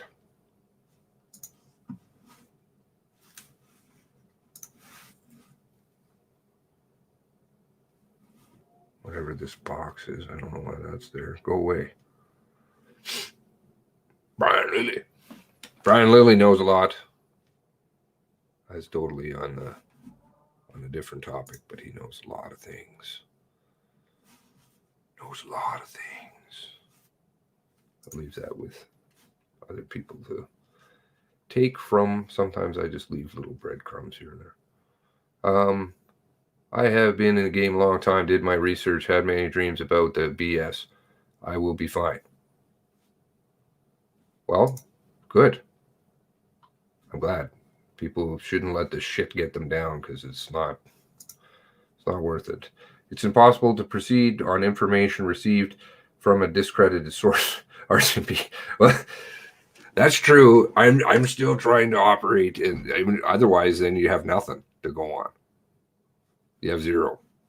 I don't know, because nobody's talking. It's not convenient. Everybody's silent, or the people that aren't silent. Let's see. You get this, right? I'm crazy. This isn't going to be. I'm going to fully discredit myself. You don't think this guy? There's something to happen, and I know some of the other people who we've been kind of trying to talk to in the background, having problems. Bear is in the cottage. The bear is at the cottage. Well, I have pictures of the bear getting fed at the cottage. I don't from the Facebook, which somebody archived. It's out there. Somebody archived that. I have never seen the full thing though. Change the story. Yep. Or they just go. It's really sad. It's really sad because, yes, I can understand people being afraid. Understand people being afraid, but at some point, you have to have courage. And I'm not calling anybody weak, but unless you do something about it, you're gonna be screwed. RCMP, most incompetent police force, and should be disbanded. Yeah. Luckily, there's a lot of stuff. Lawsuits, sexual harassment all over the place. Let's see, where's my folder on that? I just kind of started putting some stuff together on RCMP. I mean, what do we got here? RCMP, attempt to bully him shows sexual harassment. Apology is hollow. The psychiatrist was getting bullied by the RCMP to say that the sexual harassment was a no-go. You've got Victoria Cliff. You got all these fucking women who totally $200 million settlements. This is costing us an arm and a leg for an incompetent police force. 4 RCMP members who respond to victim sue because they say that they're under. And what are they needing? To scan your, what is it? Groupons? Scan your Groupons? They can't even have guns, but they're going to scan Groupons. RCMP found guilty of violating labor code. Why did I have this? Oh, yeah. This is what I was looking at ACERT. There are lots of investigations or things going on there too. 4 things we learned about Don Dunphy case. Don Dunphy case, absolutely atrocious. Commission respecting the inquiry of Don Dunphy. I mean, I haven't even started really. Then there's a guy, Don Matheson. He speaks out. He knows tons and tons and tons of stuff about the RCMP. Obviously, he's ex-RCMP, lifelong. Someone backing up the Discord. I don't know.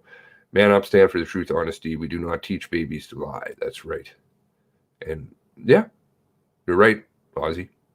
Totally right. All right. Anyway, I've been going now 4 hours. And there's lots of people here. And that's great. Please.